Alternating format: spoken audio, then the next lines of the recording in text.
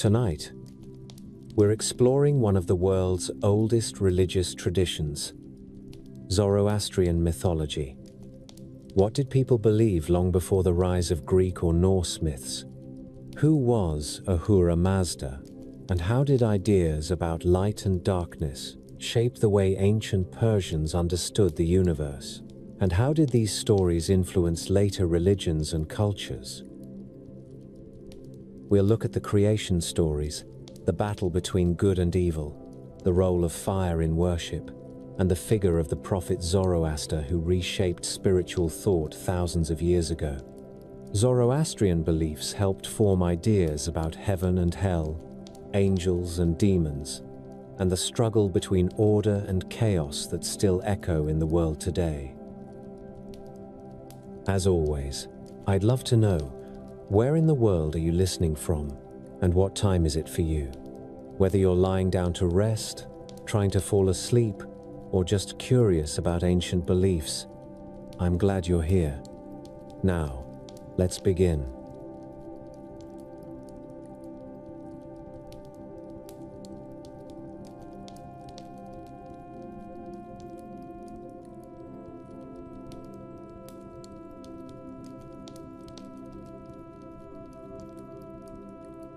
Zoroastrian myth begins in a place that feels like a courtroom lit by an unblinking lamp.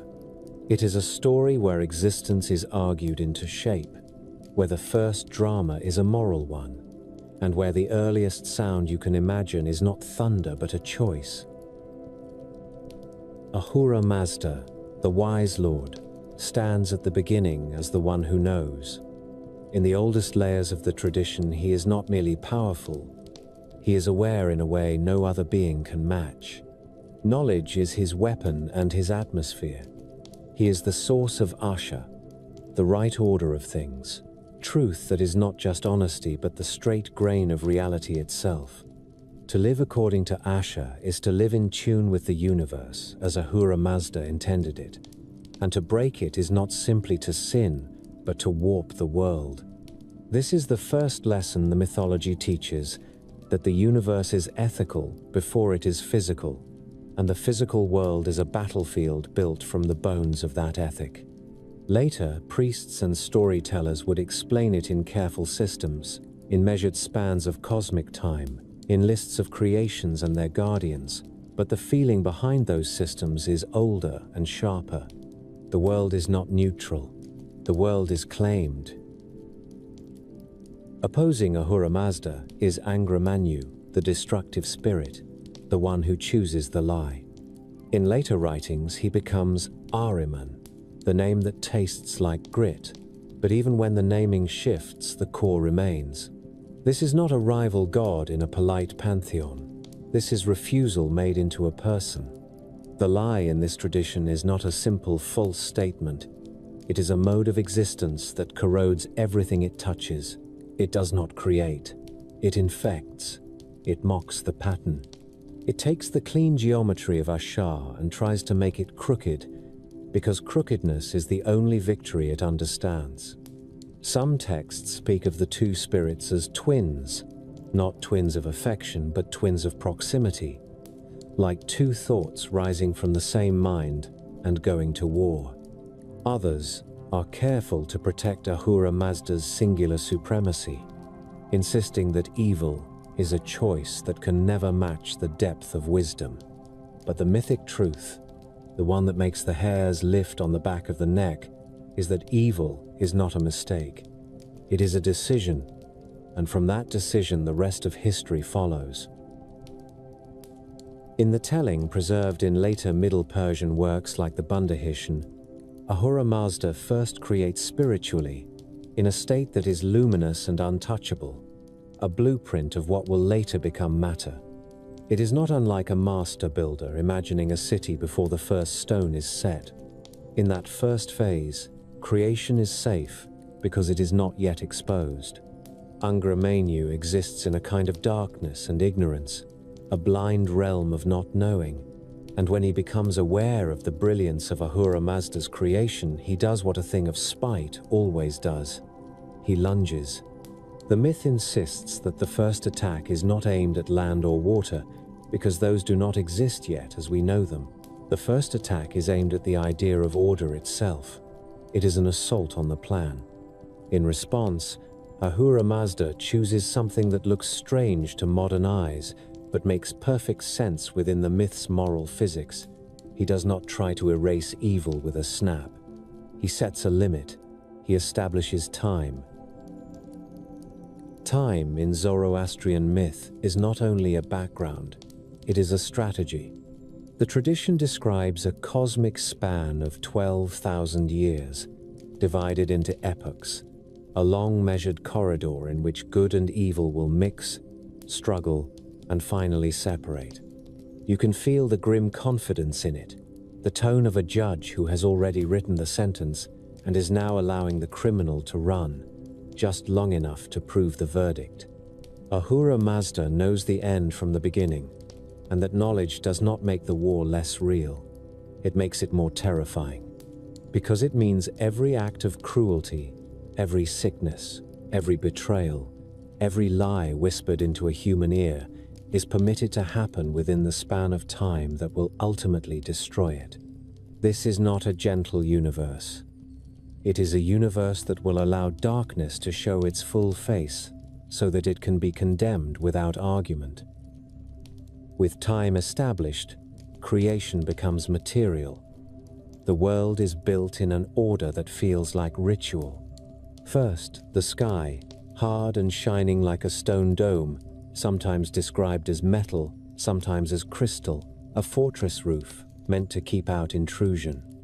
Then water, and then earth, and then plants, and then animals, and finally the human being. There is a stern beauty to the sequence, like a ceremony performed without ornament, because ornament would only distract from the seriousness of what is being done. Each creation is not only a thing, but a responsibility, and each has a spiritual guardian, a protective force aligned with Ahura Mazda's will. This is where the great beings called the Amisha Spentas begin to loom behind the scenes, not as distant gods with petty desires, but as immortal aspects of divine reality. Truth, good mind, rightful dominion, wholeness, immortality, devotion, each concept given weight and presence. The mythology loves these pairings, the way abstract virtue becomes a character, and character becomes a force that shapes the soil under your feet. Then come the first living exemplars of the created world, the ones that feel like anchors in a sea of symbol. There is Geomard, the primordial man, radiant and immense in the oldest descriptions, and there is the primordial bovine, the first animal, often called the uniquely created bull. They are not quaint. They are the first targets. Angra Mainyu's hatred is not philosophical, it is predatory. To wound creation, he must wound what is most alive in it. So the myth describes an invasion of demons, the Devas, who are not merely alternative gods, but the twisted powers of chaos and deception. They bring disease, decay, fever, and the first taste of death. The assault is a kind of contamination. The lie does not march like an army with banners. It seeps, it bites, it ruins from within.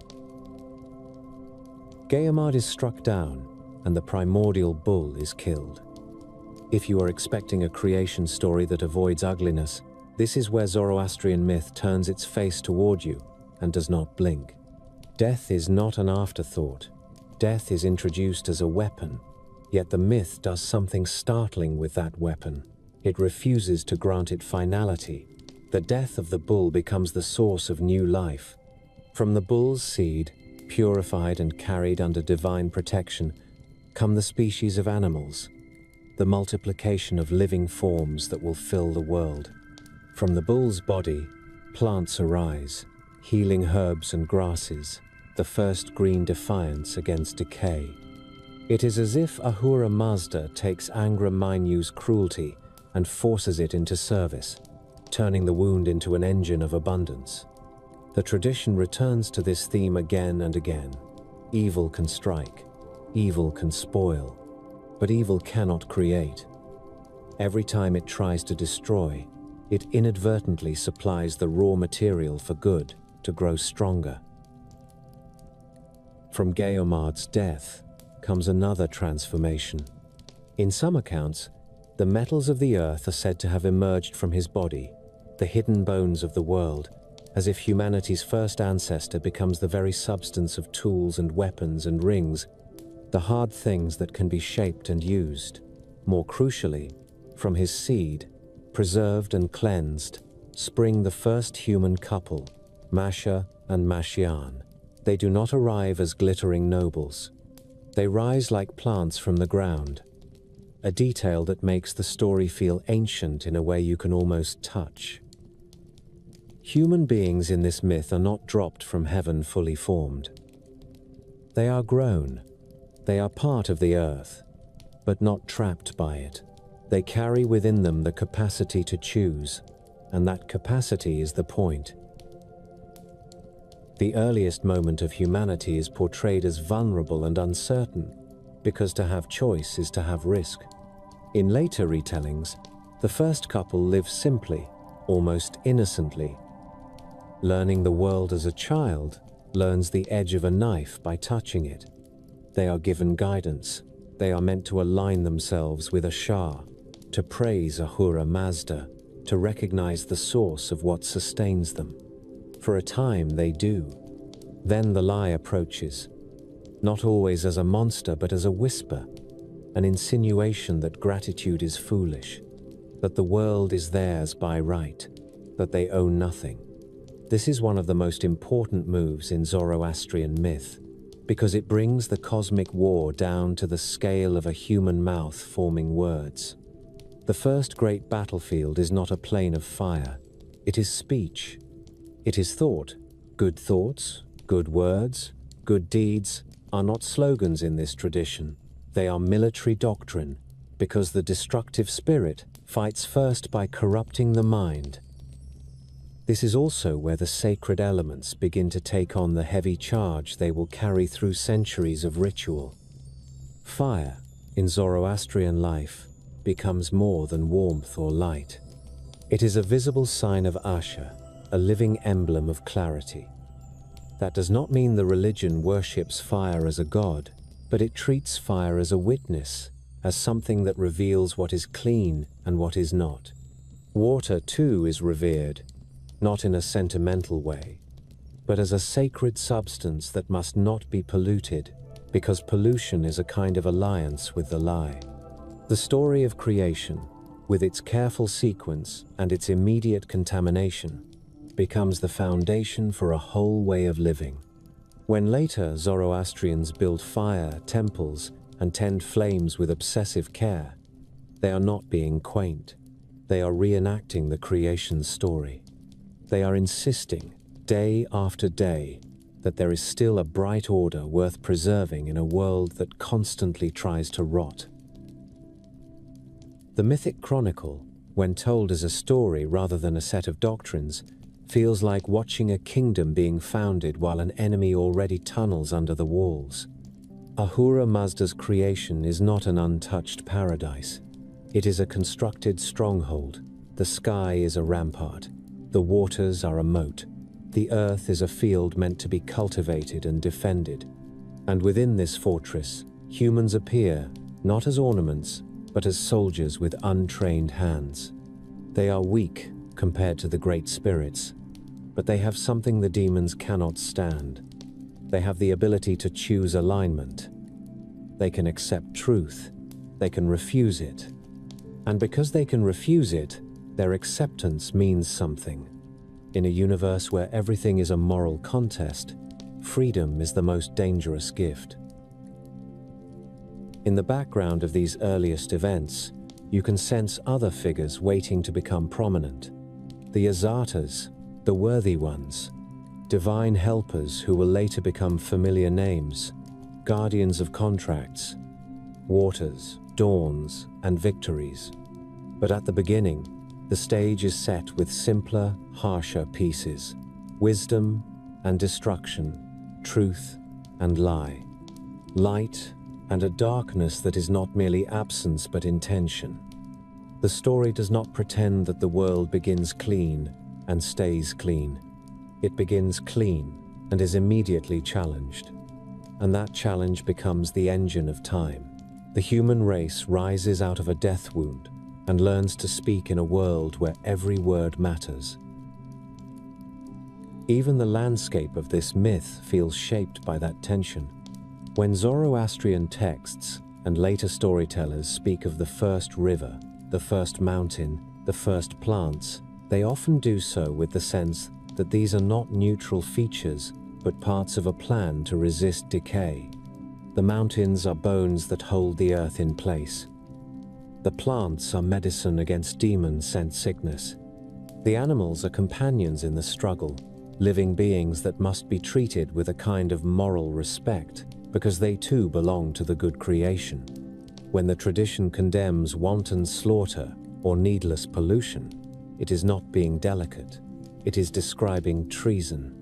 To damage creation is to assist Angra in his one true talent, the talent of ruining. And in the first chapter of this chronicle, the great turning point is not a battle won or lost. It is the moment the world becomes mixed. The pristine spiritual creation is gone. Matter exists, and with matter comes vulnerability. Demons can crawl. Disease can bite. Hunger can press its hard thumb into the belly. But also, within matter, within this compromised world, good can be chosen repeatedly. Asha can be practiced. A human can think a clean thought in the middle of filth. That is the wager at the heart of the mythology. Ahura Mazda allows the assault not because he doubts himself, but because the final victory must be something more than mere domination. It must be vindication. It must prove that truth is not only stronger, but chosen. In the stories that priests whispered over glowing coals when the world still felt young, there was a time when men did not die and cattle did not fall sick, when the earth did not crack with drought and children did not come into the world only to be carried out too soon. The name that stands over that bright interval is Yima, whom later tongues would call Jamshid, but in the oldest Avesta is simply Yima the Splendid, Yima the Good Shepherd.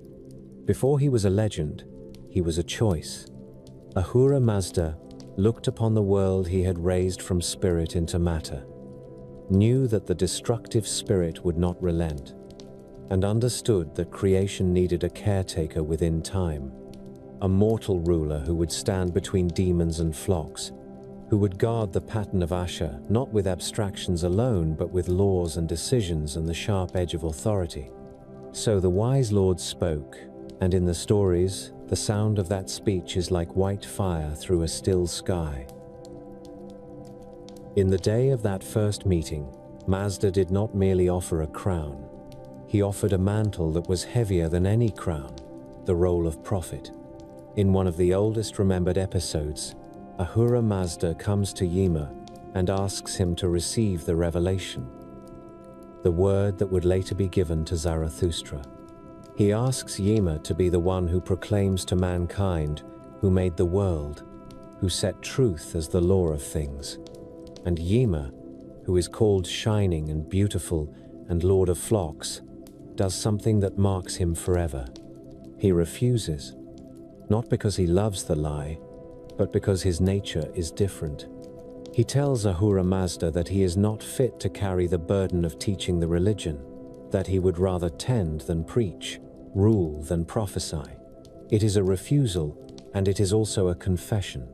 He is not made of the same metal as the later seer who will walk into the fire of vision and not look away.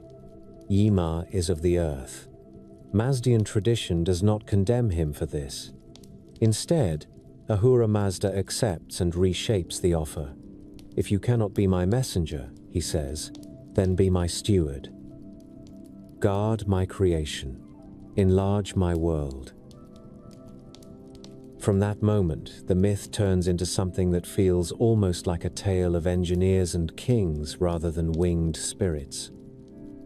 Yima becomes not only a ruler, but an architect of lived space. Under his reign, the earth enters its golden age. The beasts multiply. The first farms flourish. People do not age into dust as quickly as they will later.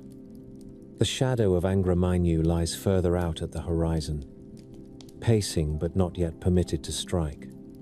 The Gathic verses that remember him say that he was the first mortal with whom Ahura Mazda conversed, and that he was entrusted with the herds, the lands, the people, the living things, to keep them thriving and unharmed.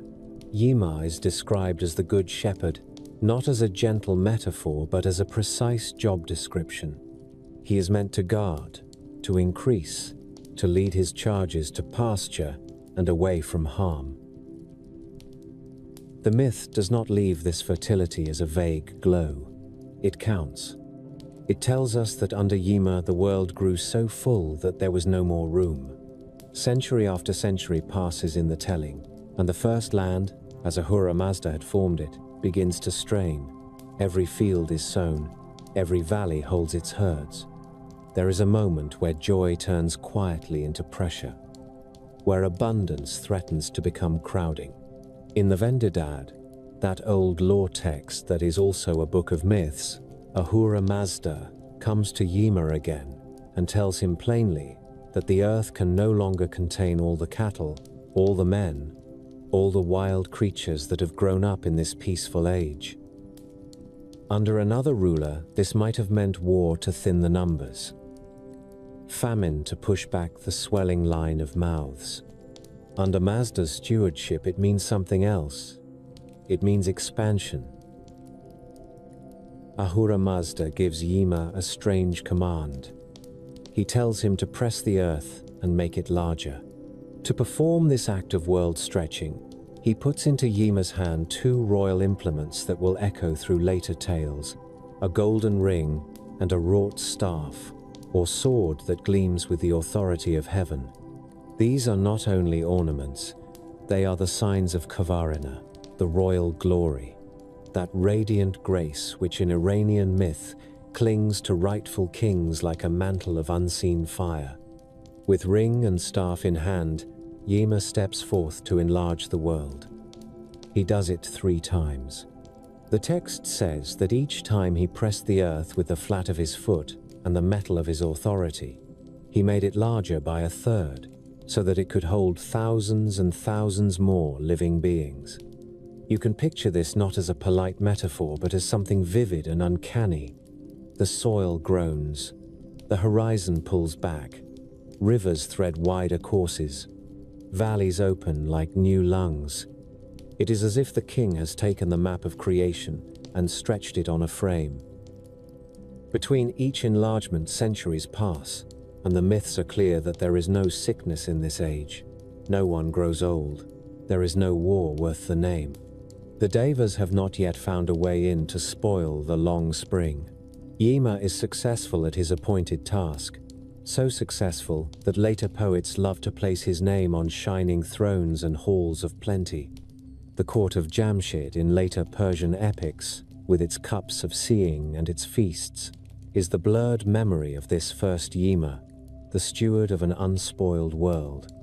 But the older Zoroastrian telling is cooler in tone. It stresses not decadence but careful order. The king makes the world larger. He keeps the flocks. He makes certain that there is always enough grass for the cow and always enough grain for the woman grinding at her stone. In that rhythm of management, you can feel why Ahura Mazda chose a shepherd king rather than a seer. Prophets speak to the future. Shepherds keep the present from collapsing. Yet even in this golden span, time continues to move. The cosmic 12,000-year plan does not pause simply because men are breathing easy. The tradition says that at a certain point, Ahura Mazda looks ahead and sees what is coming. Angra Mainyu, humiliated in the first collision at creation, has not forgotten the taste of living things. His demons lurk at the edges of the world, unable yet to swallow it, but learning. And so Mazda foresees a catastrophe that will break the ease of Yma's reign. A winter unlike any common year, a deadly freezing that will sweep over the earth and kill flocks and men and crops in a scything silence. This is not a natural cycle. This is an attack. It is the destructive spirit trying a more subtle tactic, not open war but climate twisted into a weapon. Ahura Mazda goes to Yma a third time and warns him. The wording in the old story is almost intimate. The wise lord describes snow that will fall deep as the tallest man, wolves made bold by hunger, rivers that will stop in their beds. He tells Yma that this is coming because Angra Mainyu desires to wipe out the creatures of the good creation. The shepherd king, who has spent long centuries arranging room and food and safety, is now given a darker task. He must preserve a remnant. He must build a refuge that can outlast the assault. The solution Ahura Mazda gives him is one of the most remarkable images in Zoroastrian myth, a symbol so vivid that later ages could not resist weaving it into their own tales of flood and refuge, their own visions of chosen survivors and closed doors. Mazda instructs Yma to build a Vara. The Vara is not an ark on the sea, it is a world within the world. The telling has the tone almost of a blueprint. Yma is to hollow out a space in the earth, a vast enclosure under the protection of mountains, roofed and walled against the killing cold, with its own light source that is not the ordinary sun. The size is described in terms of riding grounds and measures that would have meant something concrete to people for whom distance was paced on foot and on horseback. Within this great enclosure, Yma is to arrange everything needed for life, seeds of every useful plant, pairs and groups of every kind of animal worth preserving, craftsmen and women of every skill. The pattern is familiar in a way that sends a shiver down the spine. A chosen number of the best of each species will outlast the ruin. Outside, winter will stalk and close its teeth on whatever it can reach. Inside, life will continue in a suspended spring. The myth lingers over the selection. Yma does not simply admit anyone who knocks. He is commanded to choose the most excellent, the least stained, the animals without blemish, the people who are strongest in body, clearest in mind, and most aligned with Asha. The idea that the future will be seeded from the best rather than the average is an uncomfortable one. And yet, in the context of this myth, it fits the hard utilitarian tone that runs beneath its spiritual surface. This is a universe at war. A refuge is not a charity, it is a strategic reserve. Within the Vara, Yma is also instructed to arrange the spaces carefully, fields for planting beneath the roof, paddocks for animals, channels for water brought in from pure springs, a central fire, or many fires, to be kept burning constantly so that the spirit of Asha is never driven out by the dark. The description makes the Vara feel less like a cave and more like a hidden kingdom, a secret city that will sleep through the cataclysm. The most uncanny detail in the ancient account is the matter of light. The Vara is not lit by ordinary sky.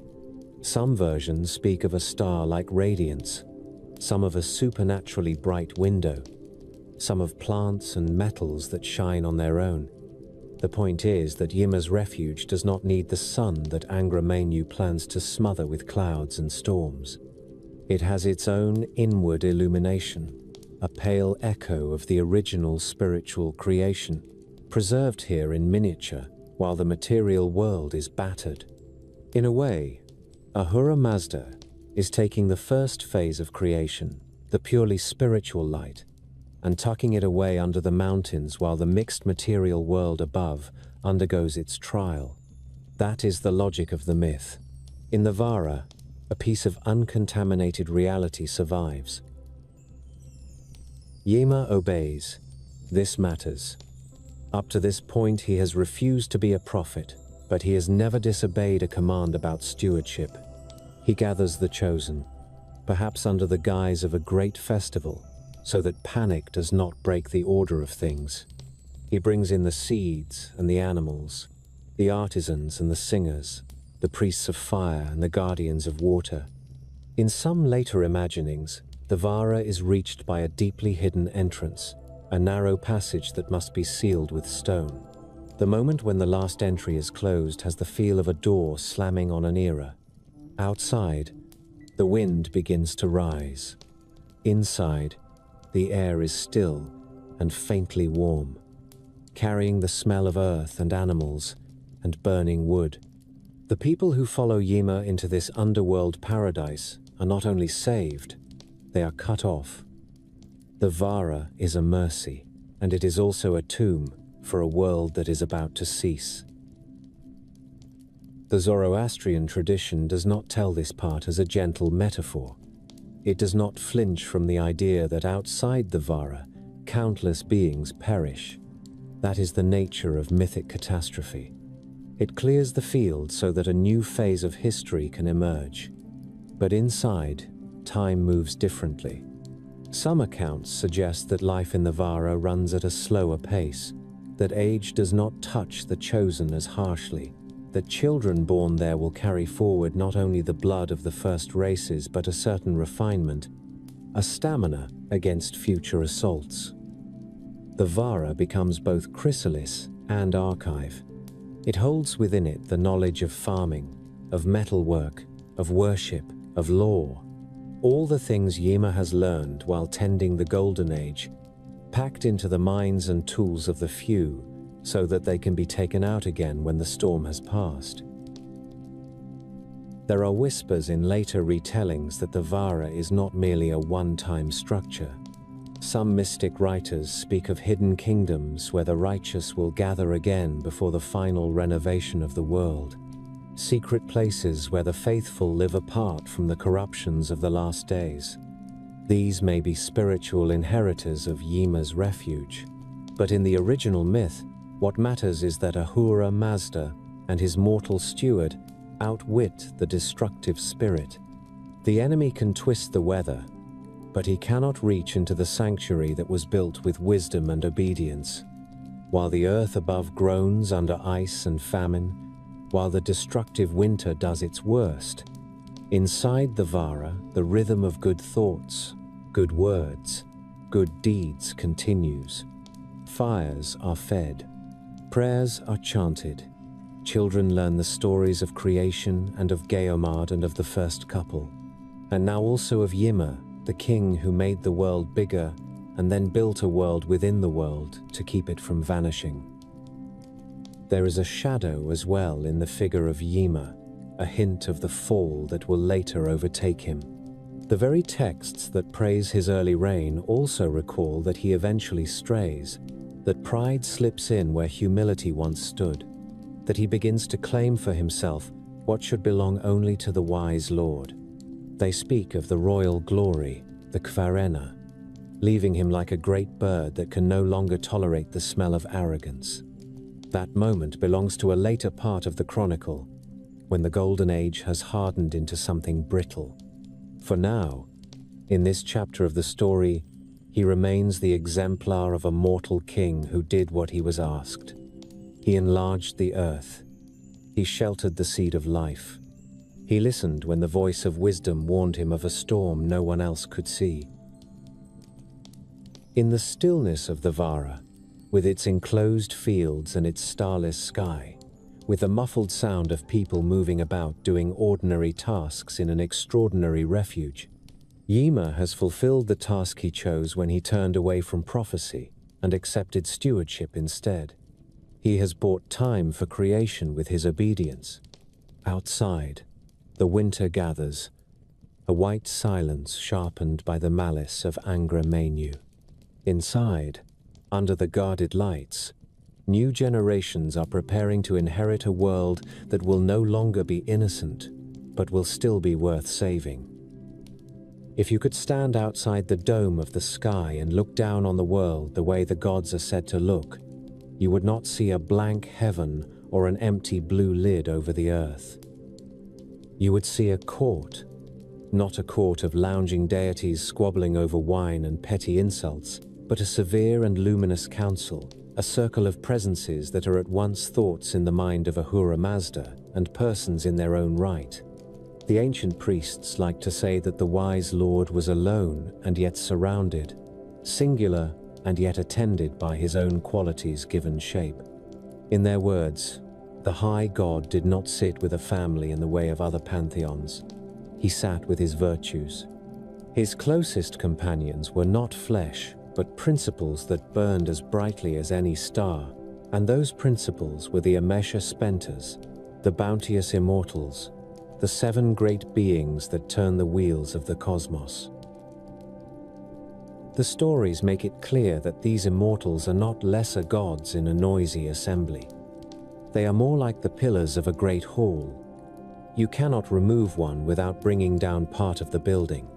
At their head stands Ahura Mazda himself, counted as the first in the 7. The others are Asha Vahishta, the best truth, the embodiment of cosmic order and holy fire. Vohu Mana, the good mind or good purpose, the kindly intelligence that guides right thought and care for cattle and all living creatures. Kshathra Vaya, the desirable dominion, the power of just rule, and the strength of metal and sky. Spenta Almighty, the holy devotion, who is the patience and faithfulness of the earth herself. Hauvatat, wholeness and health, guardian of water and completion. Amaritat, immortality, whose charge is the world of plants and the promise that life will not finally be extinguished. Each of these names is a concept, a character, and a field of responsibility all at once. To invoke one is to stir a whole corner of reality. In the layered storytelling of later texts, these Amesha Spentas radiate out from Ahura Mazda like the arms of a star. Asha Vahishta keeps the pattern of things straight. When a priest kindles the ritual fire, when the flame leaps up clear and without smoke, that clarity is his work. That fire is not only heat, it is order made visible.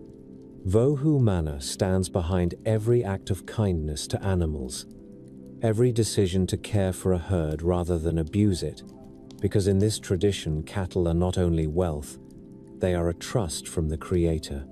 Kshathravaya is heard in the ring of the hammer and seen in the firm line of a city wall. He is the strength of a ruler who refuses to oppress and chooses to protect. Spenta Armaiti is felt as the strange peace that comes to those who plant and tend the soil with reverence, the quiet sense that the ground itself can be a friend if treated with humility. Horvatat ripples in rivers and wells, and Amaretat breathes in every green shoot that breaks the crust of the earth. The myth makes the point that goodness is not a vague cloud. It is structured. It has departments, if you like, and each department is an immortal. The order is sharpened by opposition. For every Amesha Spenta there is a Druj, a demon or principle of the lie, twisting what the immortal sustains. Asha Vahishta is opposed by the demon of the burning stench, the fire that devours without purity, the smoke that blinds rather than illuminates. Vohu Mana is opposed by bad mind, the whisper that turns care for creatures into cruelty and greed. Kshathravaya stands against tyrannical force, against the demon that takes metal and turns it into instruments of pointless torture. Spenta Armaiti faces indifference and contempt, the attitudes that lead people to foul the earth and treat land as carrion. Hauvatat stands against starving thirst, Amaretat against withering famine. The ancient writers do not always give each pair a neat name, but they insist on the structure. Every virtue has a corrupt mirror, and every act of corruption feeds that mirror shape. When a person lies, when they pollute, when they betray a trust, they are not just misbehaving, they are nourishing the wrong side of the council. The cosmic architecture mirrors this moral architecture. The universe is layered. There is the material world, the Getig, where men live and bleed and bury their dead. Above it stretch the regions of sky, which themselves have stations and levels. Beyond the star field there is the realm of endless light where Ahura Mazda dwells. But between Earth and that unreachable height, there are places where the Amesha Spentas and their allies hold watch. The stars are not mere pinpoints but camps of the righteous. Fire flares on earth in hearths and temples as the sign of Asher. Water runs in rivers under the eye of Hauvatat. Beyond the seven immortals stands a wider host, the Yazatars, literally the worthy ones, divine beings who are venerated but not quite on the same fundamental tier as the Amesha Spentas. They are like captains and marshals under the immortal generals, each with their own portfolios. Among them, one name towers above the rest in the stories of Justice and Dawn, Mithra, or Mir, the Lord of Covenants. Mithra strides through the texts as a tireless guardian of contracts and oaths. He is described as possessing 1,000 ears and 10,000 eyes, because no agreement escapes his attention. When two men shake hands at sunrise and pledge loyalty, Mithra rides across the horizon in his chariot with his eyes on their fingers. If either of them later breaks that oath, Mithra is the one who bears witness and demands payment. Later empires borrowed and reshaped this figure until Mithra became a distant god of soldiers and secret rites. But in the older Iranian vision, he is a stern and blazing patron of honesty. Another great Yazatar is Sraosha, the personification of obedience and divine hearing, whose name is sometimes translated as attentive listening. If Mithra is the enforcer of human promises, Sraosha is the guardian of the bond between human and divine. He listens when a man or woman recites the sacred words at dawn. He is said to be armed and sleepless, patrolling the world and striking down the demons that try to invade the hour of prayer. The law places him on the Chinvat Bridge after death, that narrow crossing where souls are weighed. There he stands with scales and blade, attending as Rashnu the judge measures the deeds of the departed. Together they form part of the border guard between the world of the living and the blessed realm of the righteous. The council is not only about maintaining crops and metals, it is also about adjudicating the final accounts. Waters have their own mighty Yazata, Anahita, often called Ardvi Sura Anahita, the strong undefiled, who is at once a river, a goddess of fertility, and a guardian of all that flows. Descriptions of her show the syncretic richness of Iranian religion, with clothing of gold and jewels, a chariot drawn by white horses, associations with victory and with the womb. Yet beneath the later ornamental imagery is a simple and urgent fact.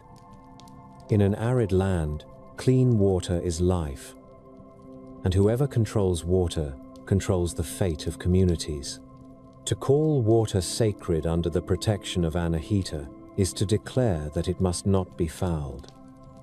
To pour libations and recite her praise at a riverbank is to acknowledge that every cup you raise has passed through her hands.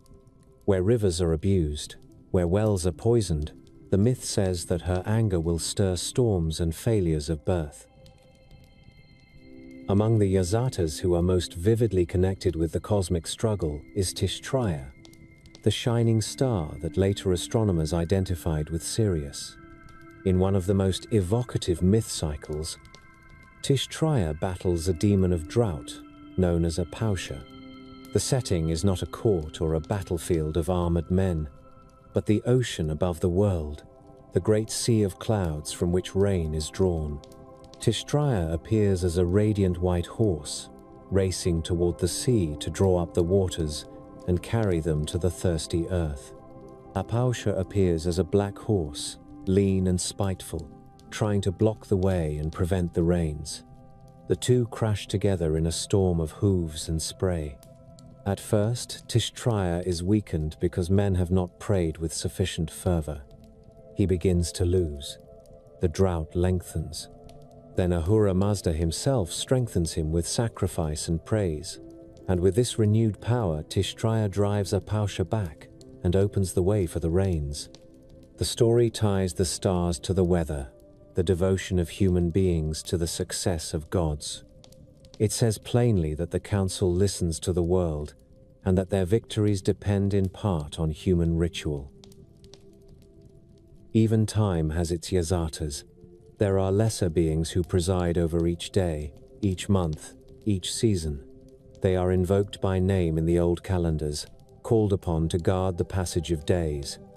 This careful naming shows how the Zoroastrian vision saturates reality with meaning. There is no empty hour. Every slice of time is under a patron. Every month has a character shaped by its divine overseer. When a priest recites the names, he is not rattling off a list.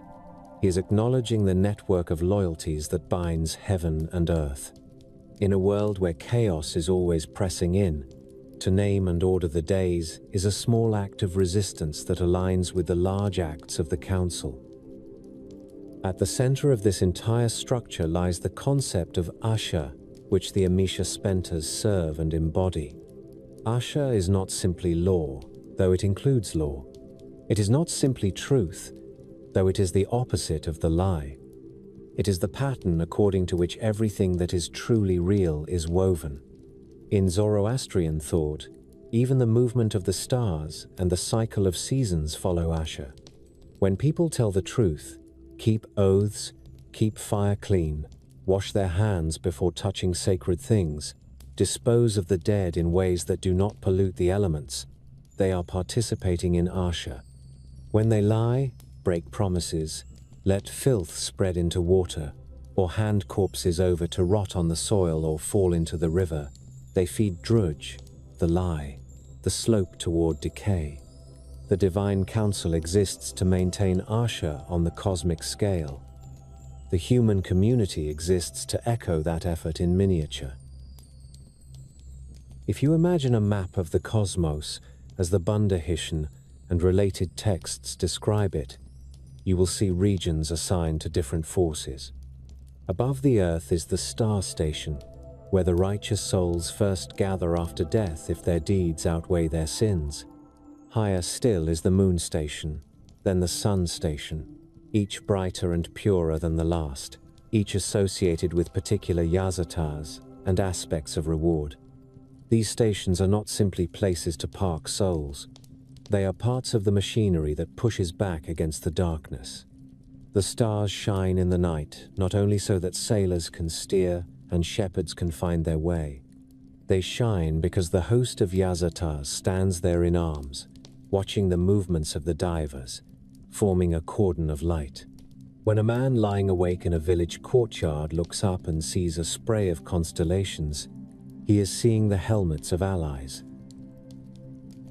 The demons that oppose this intricate order are not merely grotesque monsters, they are caricatures of the same responsibilities. There are demons of drought, demons of pollution, demons of envy. Where the Amisha Spentas build structure, the Dayavas unbuild it. Where the Yazatas keep contracts, the demons tempt to betrayal. The destructive spirit sends them like termites, not to topple the house in one blow, but to gnaw unseen. This is why the daily disciplines matter. What looks to a lazy mind like tedious ritual is presented in the myth as essential defense. To wash, to keep fire clean, to recite the proper words, to slaughter cattle in the correct way, to marry faithfully, all these are shown as contributions to the war effort.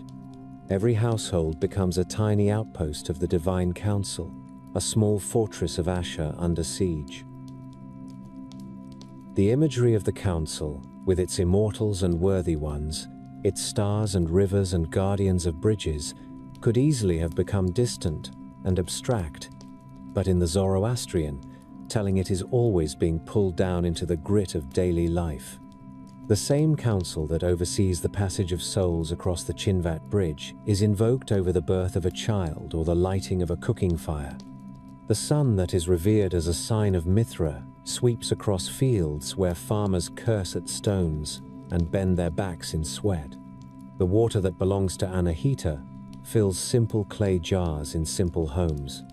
The grand cosmic order is not kept intact by occasional spectacular interventions. It is upheld by constant collaboration between the high and the low, the infinite and the finite. In the high mythic view, if you could rise with your mind and look at the world the way Ahura Mazda and his council see it, you would see lines of luminous connection between every honest word and the precinct of Mithra, between every clean flame and the hall of Asha Vahishta, between every act of patience in the face of hardship and the quiet smile of Spenta Almighty. You would see dark threads too, linking acts of cruelty and lies to the swollen appetites of the Devas. You would understand that history is not simply a chain of dynasties and wars, but an immense, ceaseless transaction between the invisible council and the visible world. When kings fall and empires rise, when plagues sweep through cities and rivers flood or dry, the myth suggests that somewhere in the halls of endless light and in the camps of 1,000 stars, beings of unimaginable age are taking note, balancing ledgers, readying their next move in a contest whose end has already been written and yet must still be fought. By the time the man called Zarathustra first opened his eyes, the world was already old with compromises. Kings had come and gone, leaving behind heaps of stones and stories. The seasons kept their weary round. The fire still burned on village hearths and temple altars. But in many places men had forgotten what it was meant to represent. They fed it blood and fat, and called down favor from spirits whose names tasted of smoke and fear. The ancient war between Asha and the lie continued. But now, it was muddied by habit. People bowed to whatever god seemed most useful, prayed for victory in battle and full bellies, and did not trouble themselves over where truth ended and the lie began. The demons had learned a more subtle game. Instead of prowling in monstrous shapes at the edge of the world, they whispered inside familiar rituals and made their homes in the laziness of the human mind. The traditions about Zarathustra's birth are stitched with omens, as if the storytellers needed the sky itself to swear that something important was happening. Some say he was born into the clan of the Spitamers in a region of cold rivers and hard pastures that the Avesta calls Arianam Vaija, the Aryan expanse, somewhere in the northeast where winter has a sharp smell and men learn early to respect water and fire. His mother Dugdava dreamed of light entering her body. The fires of the village burned higher on the night he came into the world. In later books, the demons notice his birth as well. They see a new brightness on the earth, and they react the way vermin always do when a lantern is lifted. They try to smother it. One tale says that an evil spirit sends wolves and storm to destroy the newborn, only to have them turned aside by unseen hands. Another has the infant rescued by cattle, the sacred herd sheltering the future prophet with their warm bodies in a cold stall. The details vary, but the intent is clear.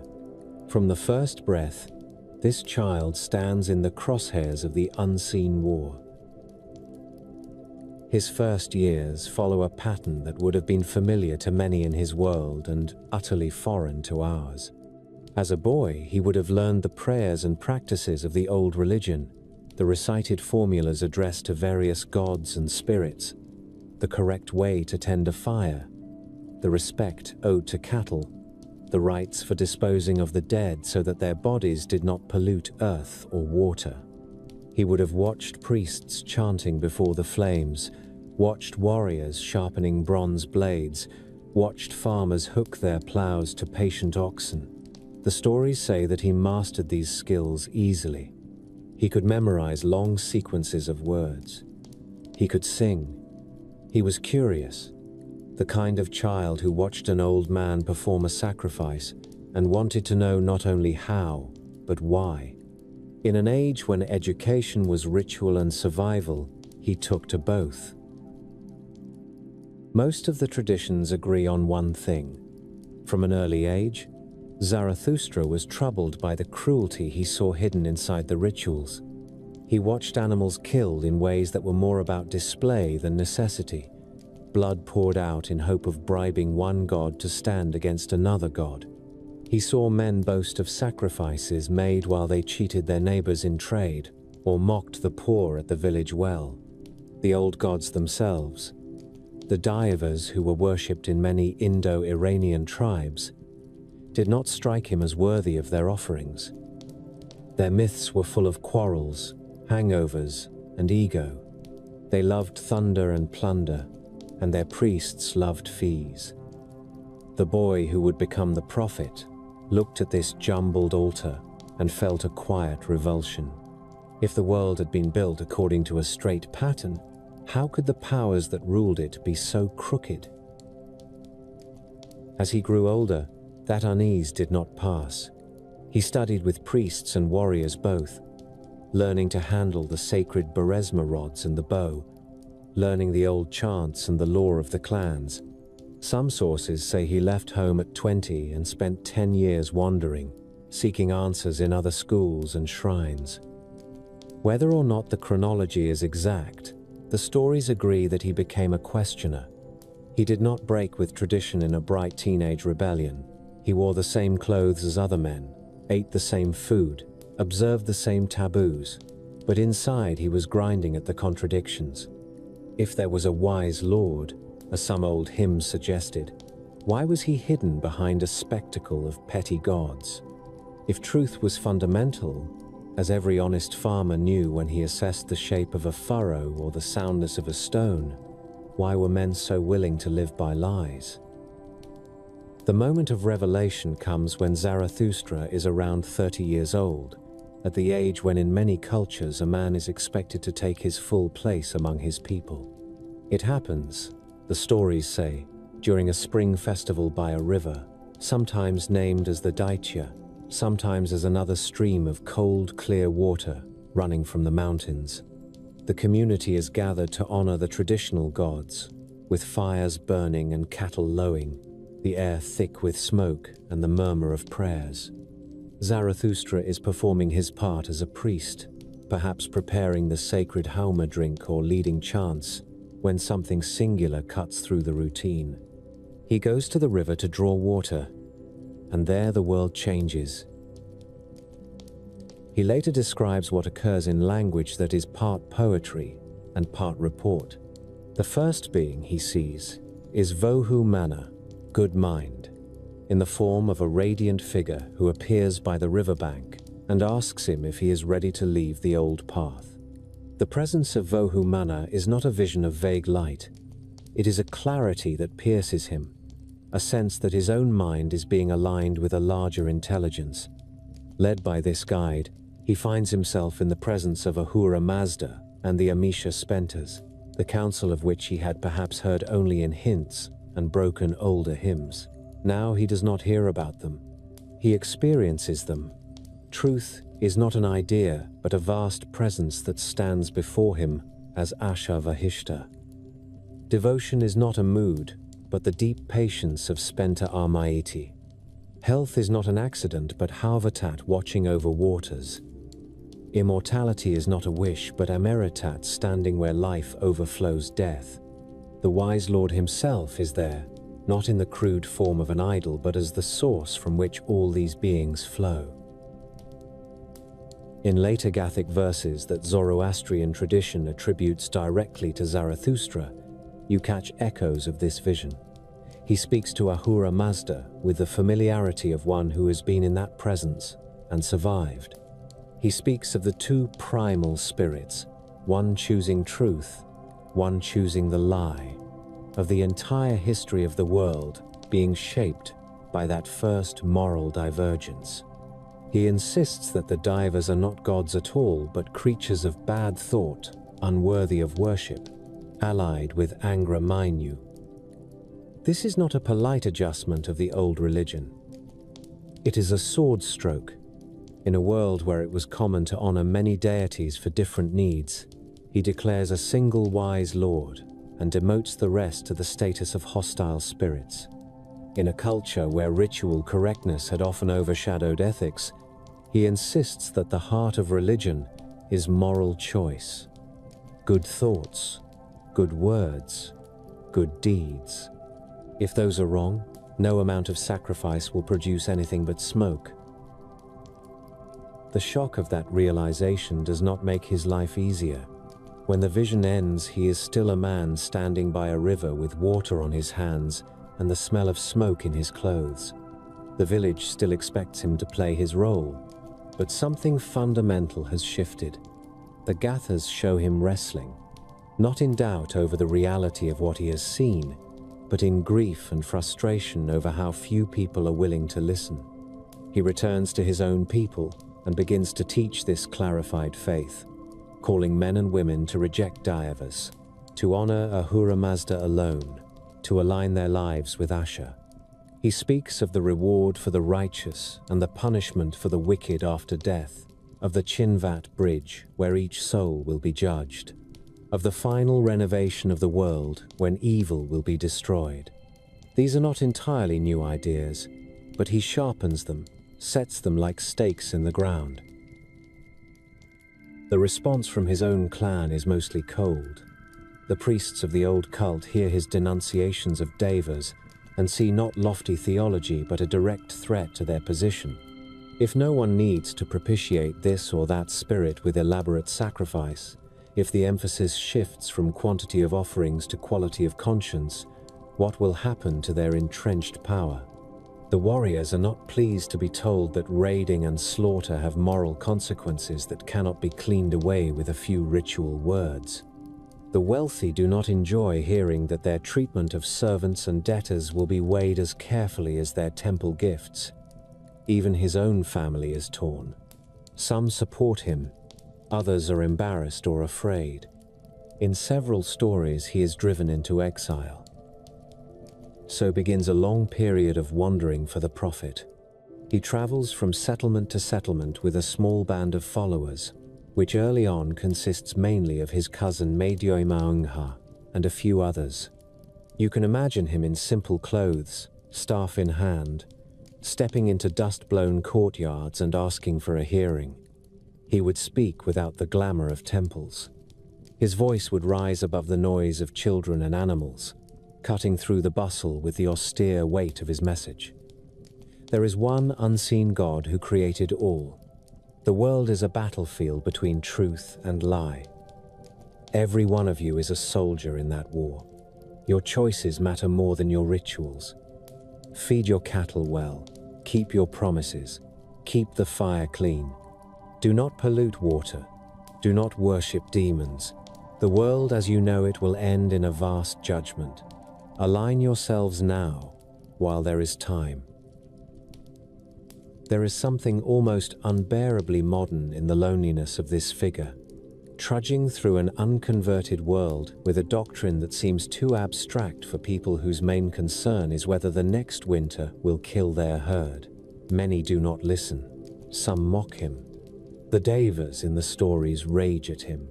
They send temptations and terrors, try to silence him with threats and bribes. He resists, because once you have stood before the wise Lord and the council of immortals, the old spirits look small. Still, the human difficulty of his mission is real. He needs a base, a community powerful enough to shelter his teaching. Without that, his revelations will be a fire that flickered and went out in the wind. The change comes when he reaches the court of King Vishtaspa. The location of this court has been debated endlessly by scholars, but in the mythic narrative it is set in Bactria, or a similar rich region, a land of horsemen and fortress towns, where a strong king can gather armies and priests in a sun-baked hall. Vishtaspa is presented as a complex figure, neither tyrant nor saint. A man of power surrounded by advisors who are not eager to see their master adopt a new faith. Zarathustra appears at this court not as a conquering magician, but as a stranger with a song. He seeks an audience, explains his doctrine, recites his gathas, and is met at first with skepticism and hostility. The existing priests, whose gods he calls demons, whisper in the king's ear, "Why listen to a vagabond from a minor clan who calls our gods false and claims to know the secrets of the universe?" The legends embroider what follows with the bright colors of miracle. One story tells that the king's favorite horse is struck down, its legs drawn up into its body by a demon's curse, leaving it sagging and helpless. None of the court magicians can help. Zarathustra offers to heal the animal if the king will listen to his teaching without prejudice. Vishtaspa agrees grudgingly. The prophet lays his hands on the horse, prays to Ahura Mazda, and gradually the legs emerge again, one by one, until the animal stands whole. Another tale has him survive a trial by ordeal, or demonstrate his insight by revealing hidden things. Whether you take these episodes as literal marvels, or as symbolic statements that his wisdom restored what the old cult had crippled, their narrative purpose is the same. They show a hard man brought to attention by something he cannot explain away. Vishtaspa listens. The Gathas preserve echoes of the dialogue that follows, with the king and his wife Hutaosa asking questions about creation, about the nature of the two spirits, about the fate of the soul after death. Zarathustra answers with the stark confidence of one who has received his information from the source. He describes the path of the righteous soul ascending to the star, moon, and sun stations, greeted by its own Dana, its inner self that appears as a beautiful maiden if it has lived well, or as a hideous figure if it has lived badly. He explains the Chinvat Bridge, wide as a highway for those whose good deeds outweigh their evil, narrow as a razor for those who chose the lie. He speaks of the House of Song, the realm of Ahura Mazda, and the House of Worst Existence, the dwelling of demons and damned. He tells of a future savior, Saushant, who will be born in a distant age from a maiden impregnated by the seed of Zarathustra, preserved in the waters of a sacred lake, a figure who will lead the final battle against evil and preside over the resurrection of the dead. These teachings, with their grave beauty and their emphasis on justice, do not leave Vishtaspa unmoved. The king and queen Hutaosa are eventually converted, and with their conversion the whole axis of the story tilts. The lonely prophet with a handful of followers now has a royal patron. The new faith is no longer a rumor wandering in from the steppe. It has a throne. Fire temples begin to appear supported by royal wealth, places where the sacred flame is kept burning on stone altars, where priests recite the gathas and newer prayers, where worship is given to Ahura Mazda and the Amishaspentas rather than to the old pantheon of Dayavas. Laws are written that reflect the prophet's ethical concerns, protecting cattle and family, setting standards for honesty in trade, codifying the handling of corpses so that the elements are not polluted. For Zarathustra himself, this victory does not mean an easy old age. Tradition holds that he continues to compose hymns and instruct disciples, deepening the liturgy and clarifying doctrine. The Gathas have passages of joy, passages of weariness, passages where he pleads with Ahura Mazda to give strength to those who follow the truth in a world that still yields easily to the lie. His personal life is touched by both happiness and loss. He marries, has children, watches them grow up in a court that is now officially devoted to his god, but still haunted by old loyalties and resentments. The demons do not stop attacking simply because the king has changed sides. There are conspiracies, setbacks, persecutions of his followers in regions that have not accepted the new teaching. The war between Asha and Druj has simply entered a new phase, one in which the wise lord's strategy now includes an organized human community, consciously aligned with his will. Some later stories say that Zarathustra dies as violently as any warrior, killed in a fire temple by an invading enemy who strikes him down while he stands before the flame. Others imagine a quieter passing, an old prophet returning to the light he first saw at the river.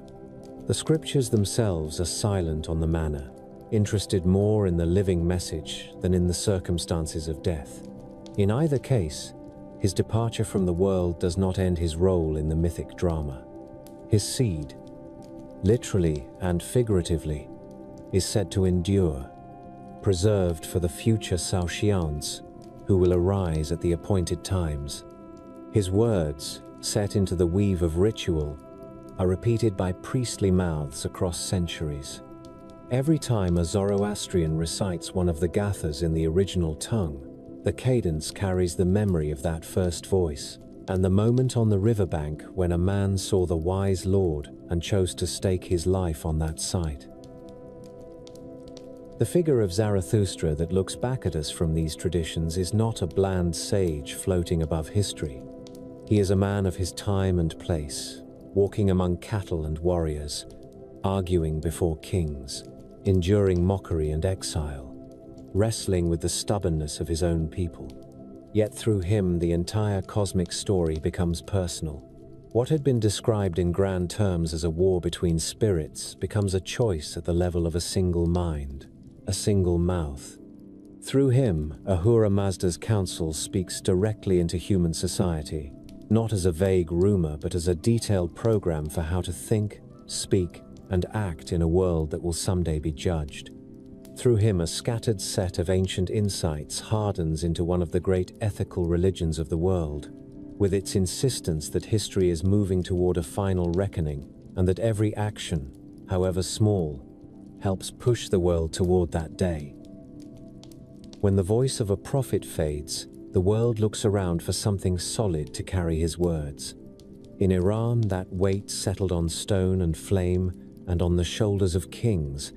Zarathustra had walked beside rivers and through dust-blown courtyards, speaking of Ahura Mazda and the two primal spirits, of the bridge of judgment and the final renewal. For a time, his teaching had a human face and a human voice. After his death, the message had to learn the language of empire. Fire, which had always been a sign of Asha, now became the center of royal ritual. Kings who traced their legitimacy through Vishtaspa began to see themselves as the living ramparts of the wise Lord, temporal guardians of the spiritual order. In their courts, the old myths shifted from campfire stories to state theology. The land itself was changing. The patchwork of clans and small kingdoms in which Zarathustra had preached would give rise to a power that astonished the ancient world.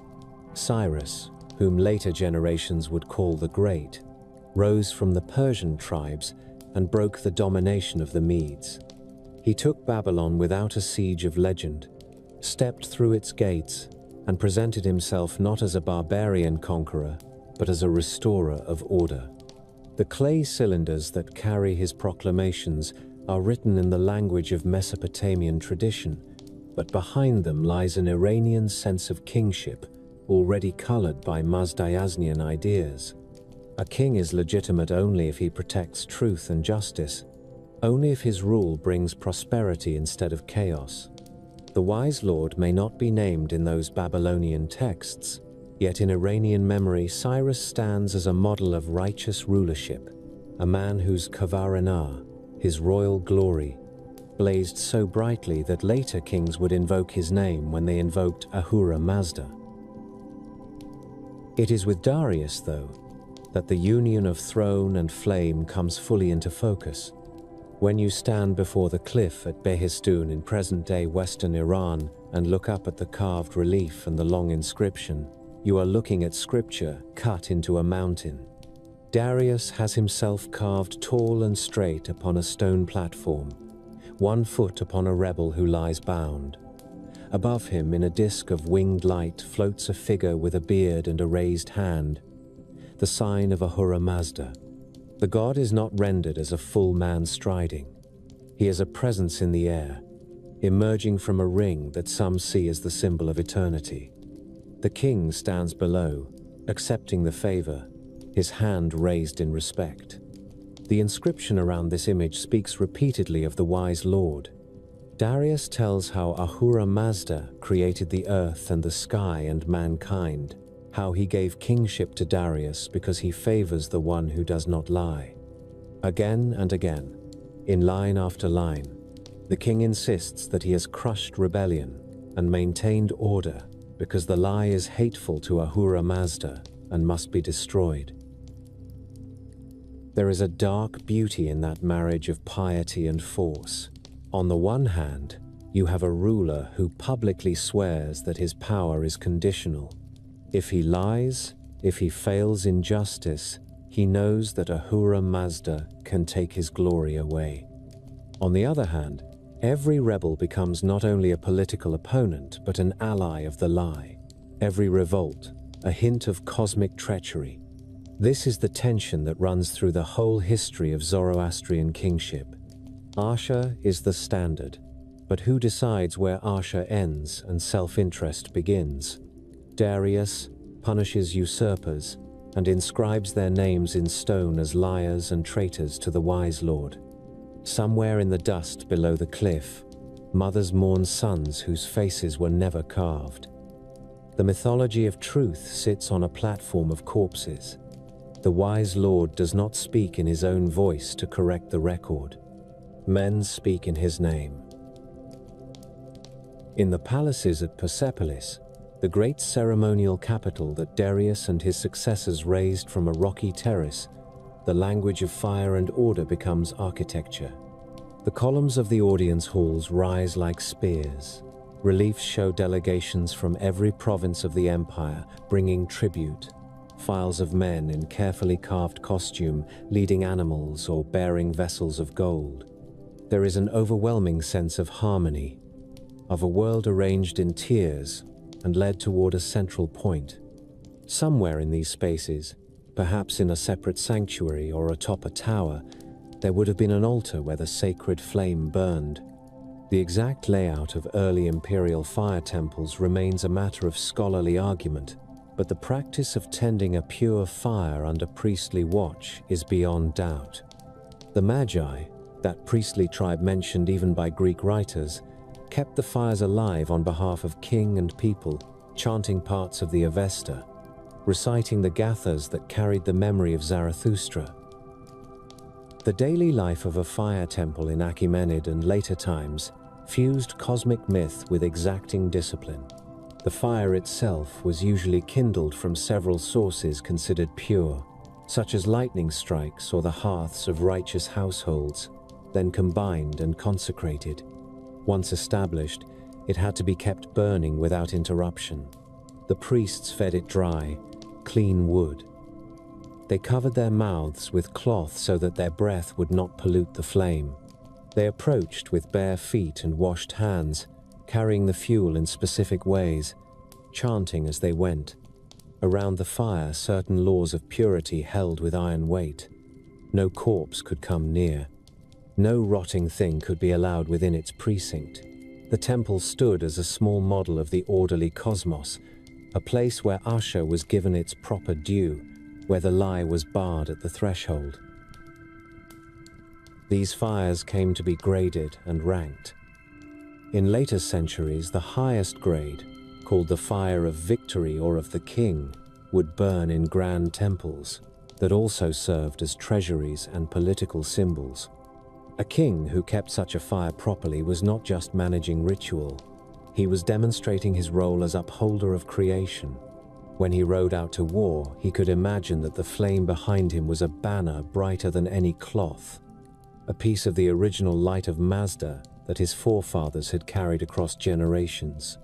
Travelers who climbed the hill to such a temple on a cold night would see the glow from afar, a hearth for more than one village. For a people who revered fire as the visible face of truth, these towers and altars were as important as fortresses. The close partnership between royal power and Zoroastrian faith did not mean that every Persian king was a saint or a theologian. Cyrus respected the gods of the lands he conquered and allowed exiled peoples to return home. Darius carved his devotion in stone. Xerxes is remembered in Greek accounts as a vandal in foreign temples and a man of sometimes erratic temper. Yet in his own inscriptions, he too invokes Ahura Mazda and prays for protection against the lie.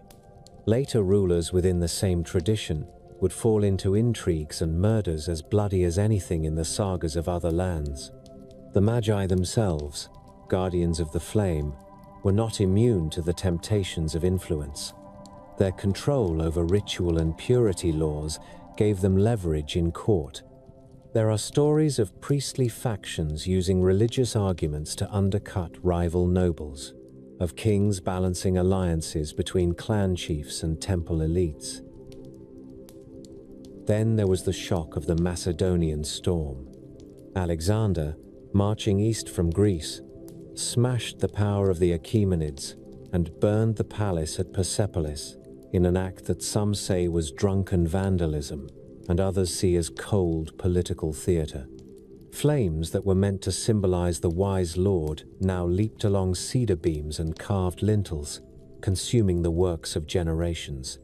For Zoroastrians, this catastrophe became one of the great turning points in sacred history. The age of the good kings who supported the faith collapsed. Foreigners took the throne, and although some of the old practices continued in rural and private settings, the imperial marriage between fire and kingship was broken. The texts speak of this era as one of confusion, when parts of the Avesta were lost or scattered, when priests had to flee and hide their traditions.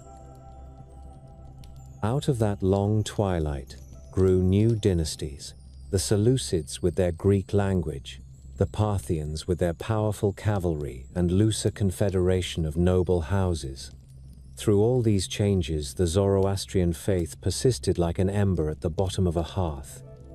House fires were still tended with care. Local shrines kept flames alive. Mobile priests carried ritual knowledge from one noble family to another. The great gathering and systematizing of the religion would not come until the rise of the Sasanian kings. But in these intervening centuries, in frontier fortresses and village courtyards, people still told the stories of Gayamad and Yima, still recited the name of Ahura Mazda when they saw the sun rise over a line of black hills. When Ardashir, founder of the Sasanian line, finally seized power in the 3rd century of the Common Era, he did so under the sign of a renewed alliance between sword and fire. His family traced its roots to guardians of a local fire temple in Persis. This gave his claim a double edge. He was both noble and priestly, a man of war who could also present himself as the chosen restorer of the true faith. The rock relief at Nakhshe Rustam, carved near the old Achaemenid tombs, shows him on horseback receiving the royal ring from Ahura Mazda, while both king and god trample fallen enemies. Beneath the hooves lies the defeated Parthian ruler, and beneath Ahura Mazda's mount lies a prone figure interpreted as the god of lies or a rival claimant. Once again, divine and human victory are carved together. Ardashir is telling the world that his throne is a direct extension of Mazda's will, that he has revived an ancient compact. Under Ardashir and his son Shapur and their descendants, Zoroastrianism becomes unmistakably the state religion. Fire temples are built and rebuilt, some on hilltops as citadels of light, others within fortified complexes that combine ritual with administration. Priests are organized into a hierarchy with a chief Mobad at the top, a high priest who advises the king and helps shape law. The canon of scripture is gathered, edited, and expanded in Middle Persian, drawing on older Avestan verses and later commentaries. Legal codes are produced that weave religious purity rules into civil regulation, touching everything from inheritance to penalties for pollution. The burial customs that had long required corpses to be exposed so that earth and fire and water are not tainted are now strictly enforced, with towers built near cities where the dead are left for birds and the bones later gathered. The Sasanians also intensify the mythic aura of their rule through the concept of Ka-Varena. Royal glory is presented as an almost physical fire that adheres to the worthy. In epic tales preserved later in the Shahnameh and other works, kings who act unjustly see this glory leave them in the form of a bird or a blazing radiance that departs and settles on a more deserving figure. This is not simply poetic fantasy. It expresses a deeply Zoroastrian idea that legitimacy is spiritual and can be lost through moral failure. A just king who protects the faith, builds fire temples, supports the poor, and resists the lie will glow with Ka-Varena. An unjust king, no matter how strong his army, will eventually find his glory gone and his throne shaking. Yet, the union of Zoroastrianism and Sasanian kingship has its shadows. Religious minorities within the empire, including Christians, Jews, and later emerging movements, sometimes find themselves under pressure or direct persecution, especially when foreign powers share their creed. The priests who guard orthodoxy can be suspicious of theological experiment. When a new prophet arises among the people, speaking of new revelations or strange blends of doctrines, the response from court and temple is often swift and harsh. In this, the heirs of Zarathustra show themselves as much men of their age as servants of their God. They are capable of seeing their faith not only as a path to righteousness, but as a marker of identity that must be defended against dilution with all the tools of law and force. Still, for all its hardness, the Sasanian vision of a Zoroastrian empire is one in which cosmic myth and daily governance are tightly interlaced. The king rises in the morning and offers prayers to Ahura Mazda before turning to petitions from generals and satraps. The high priest oversees the copying of sacred texts and also advises on tax policy. Farmers sow grain under calendars that include the names of Yazatas. The fire temple is both a spiritual center and a symbol on royal seals.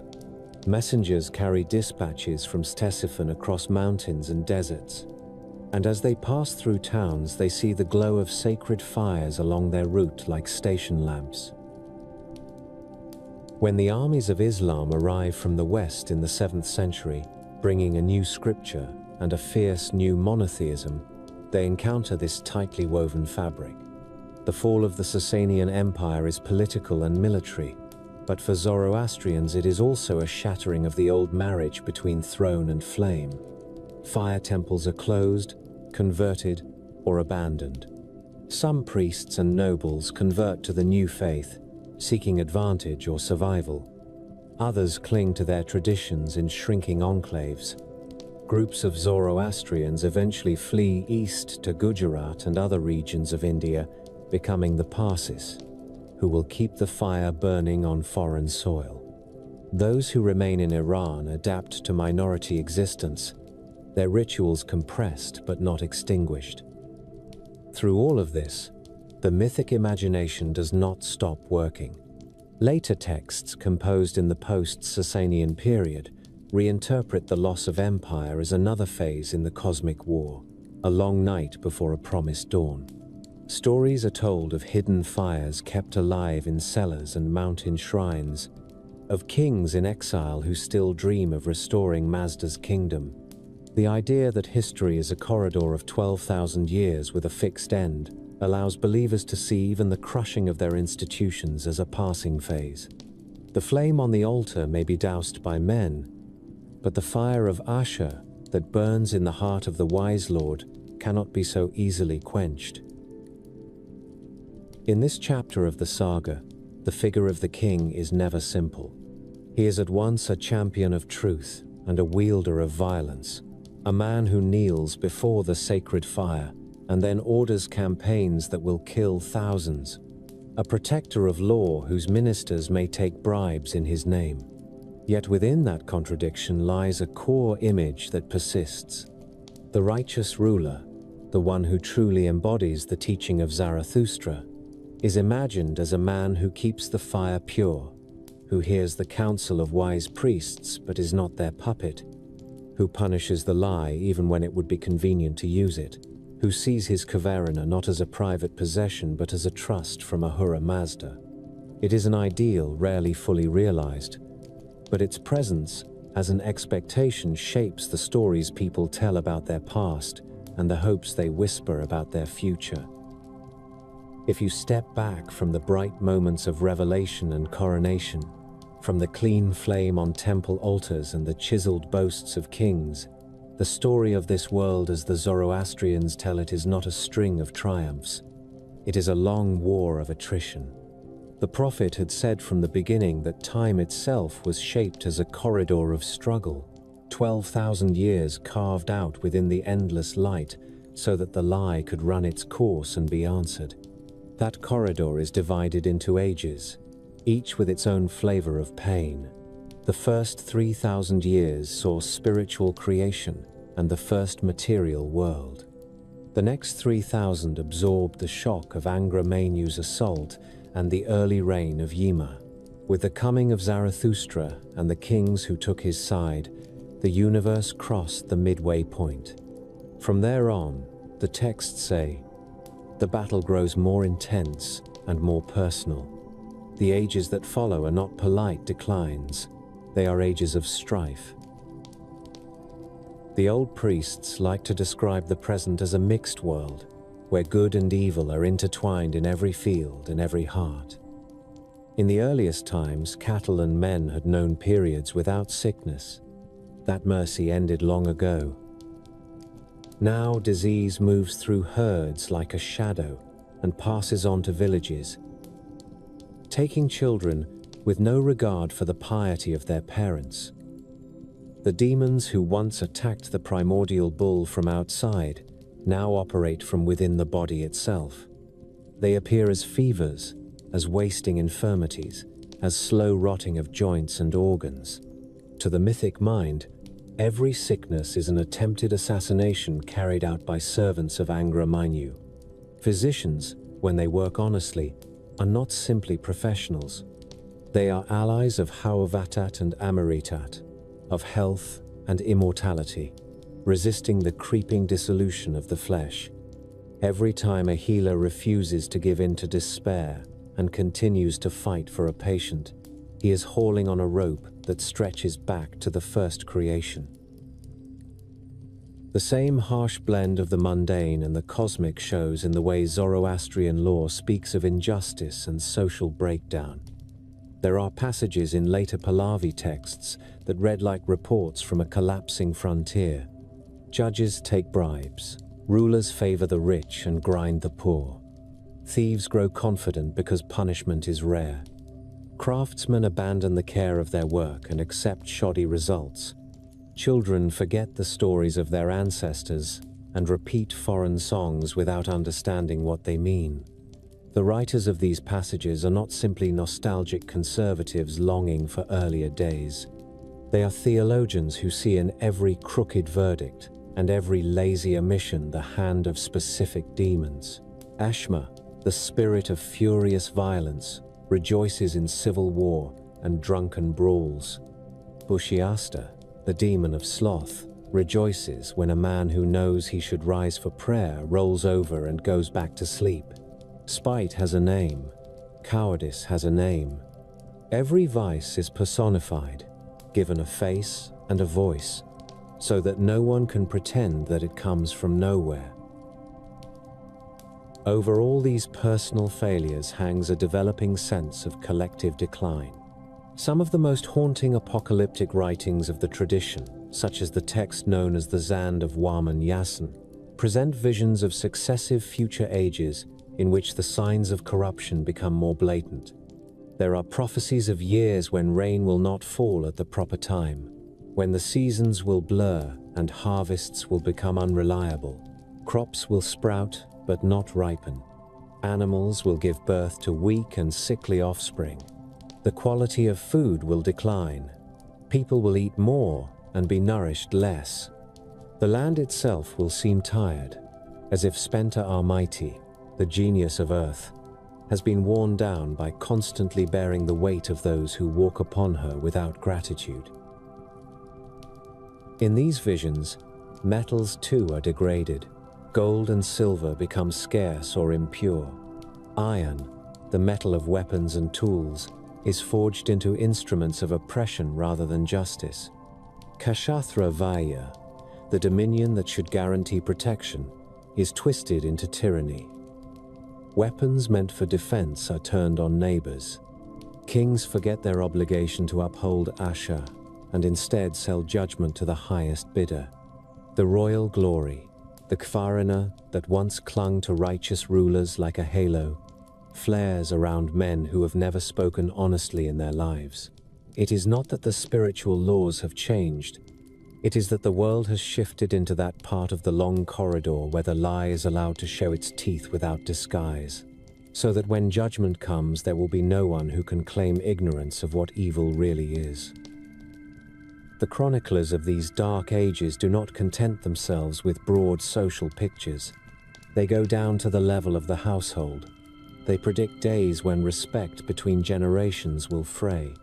Sons will speak to fathers without deference. Mothers will resent daughters.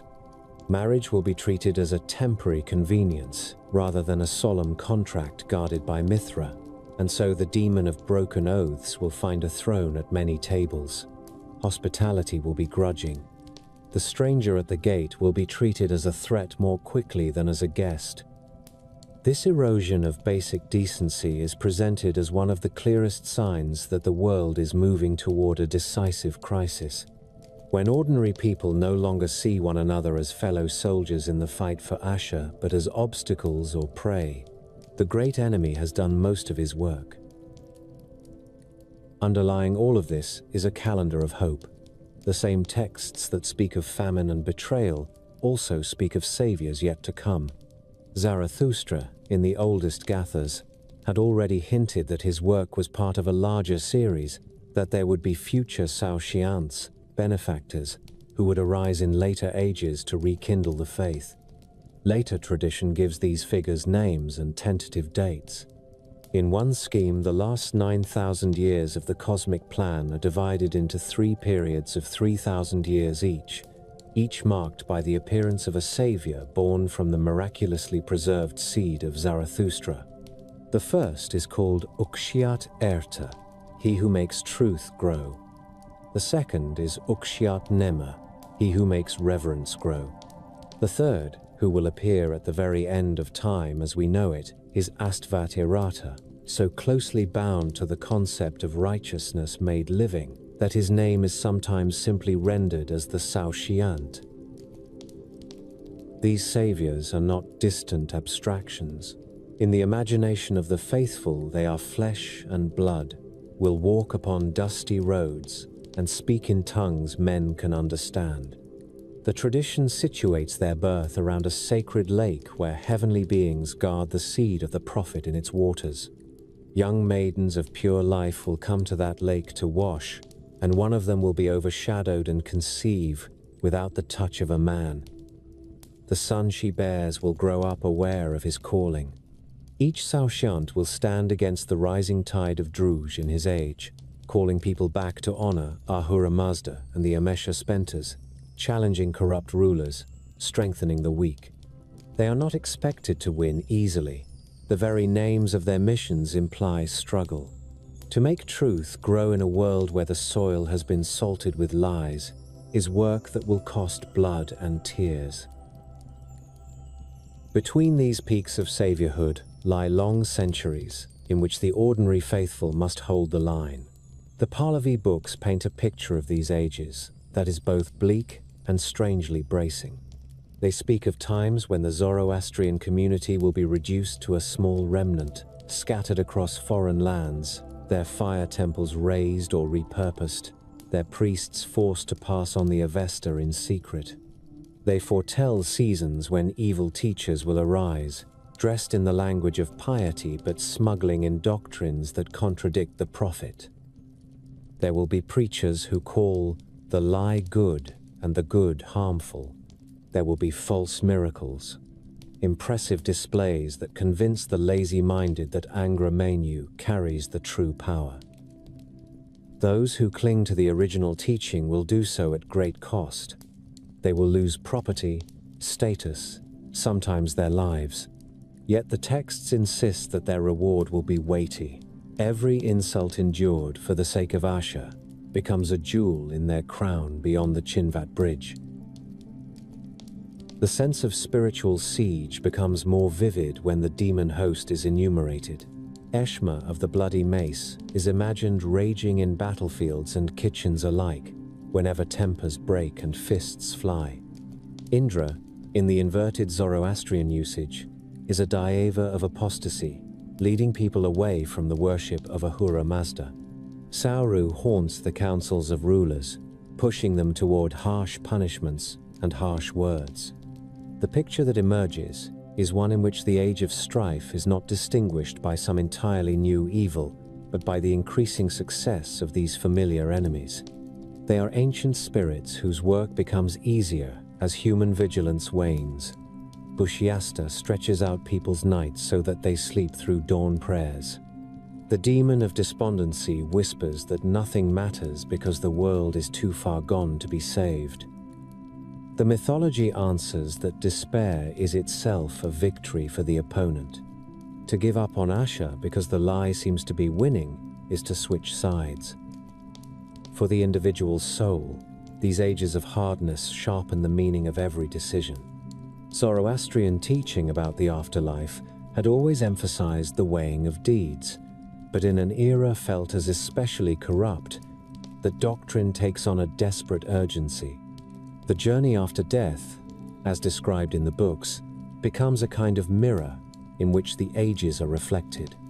After 3 nights of staying near the corpse, hearing the cries of mourners and the first hints of decay, the soul sets out toward the Chinvat Bridge, accompanied by its Dana, its inner self made visible.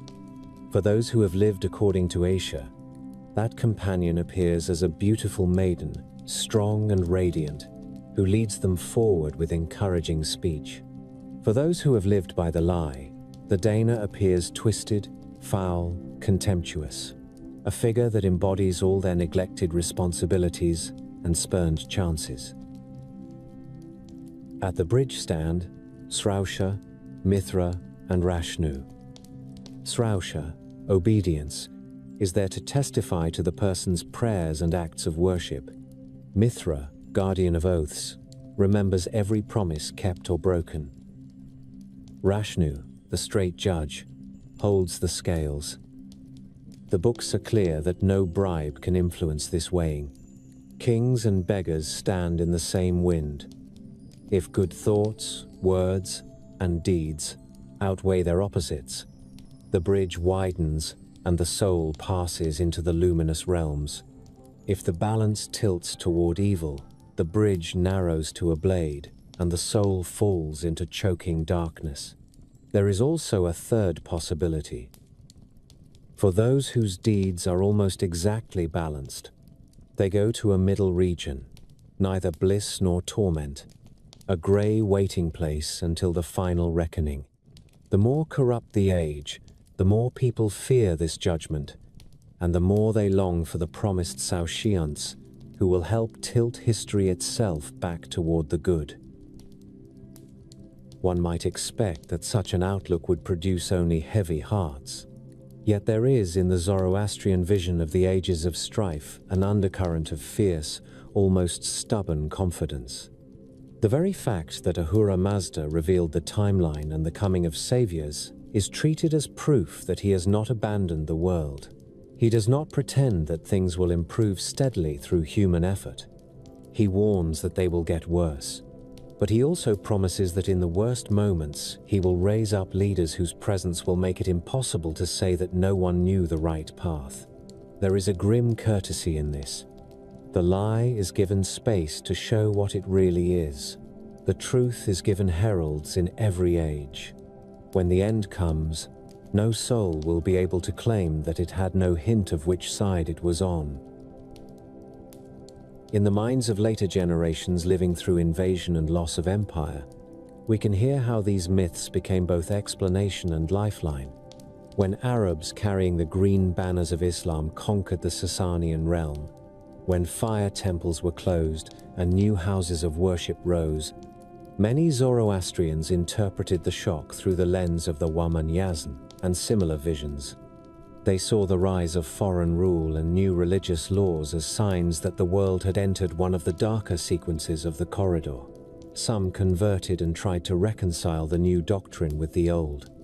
Others fled, carrying with them into exile the hope that their suffering was not random but part of an ordained testing. In fires kept in hidden shrines in Iran or in new temples in India, priests told their congregations that these troubles had been foretold. The demons were having a season of success. The lie was wearing new costumes. It would not win in the end. So the ages of strife roll on, a rising series of waves in which men and women are forced again and again to decide whether they will ride with the flood or dig their heels into the sand. The cosmic story that began with spiritual light and a first assault on an unwounded world now has the texture of crowded streets, empty granaries, broken promises, and occasional acts of astonishing courage in the face of a general drift into cowardice. Somewhere in these centuries, at times hidden and at times proclaimed, the figures of the promised Saoshyants move closer to the edge of the stage. The wise lord watches. The destructive spirit rages and celebrates each temporary victory. The Amesha Spentas and the demon host lean over the rails of their unseen realms, counting each choice. By the time the last savior steps into the story, the corridor of time that Ahura Mazda carved out at the beginning is almost used up. The ages of strife have done their work. The world is worn thin in places, like a cloak that has been mended and stained and pulled at for so long that even its strongest seams are fraying. The signs that the old texts whispered about are everywhere. Winters bite without mercy. Summers parch the ground until it splits. Kings rise and fall with astonishing speed, caring less and less about justice and more about clawing a few years of power out of the chaos. The poor do not remember what it felt like to trust judges. Priests argue over words while the fires in their temples grow smaller. Men and women wake in the grey hour before dawn, listen to the wind sliding over rooftops, and feel a tired suspicion that the world is not simply in trouble but nearing the end of its allowance. And yet even here, along this cracked edge of history, the myth insists that the plan has never swerved. Long before this dark twilight, when Zarathustra still walked under hard mountain skies, the wise lord had spoken of one who would come when the world was ripe for ending. The priests tell it like this. In a lake hidden in a remote land, often named as the waters of Kansaoya or as Lake Frazdan or some other sacred basin, the seed of the prophet was preserved. When Zarathustra's body died, his spiritual vitality did not drift aimlessly.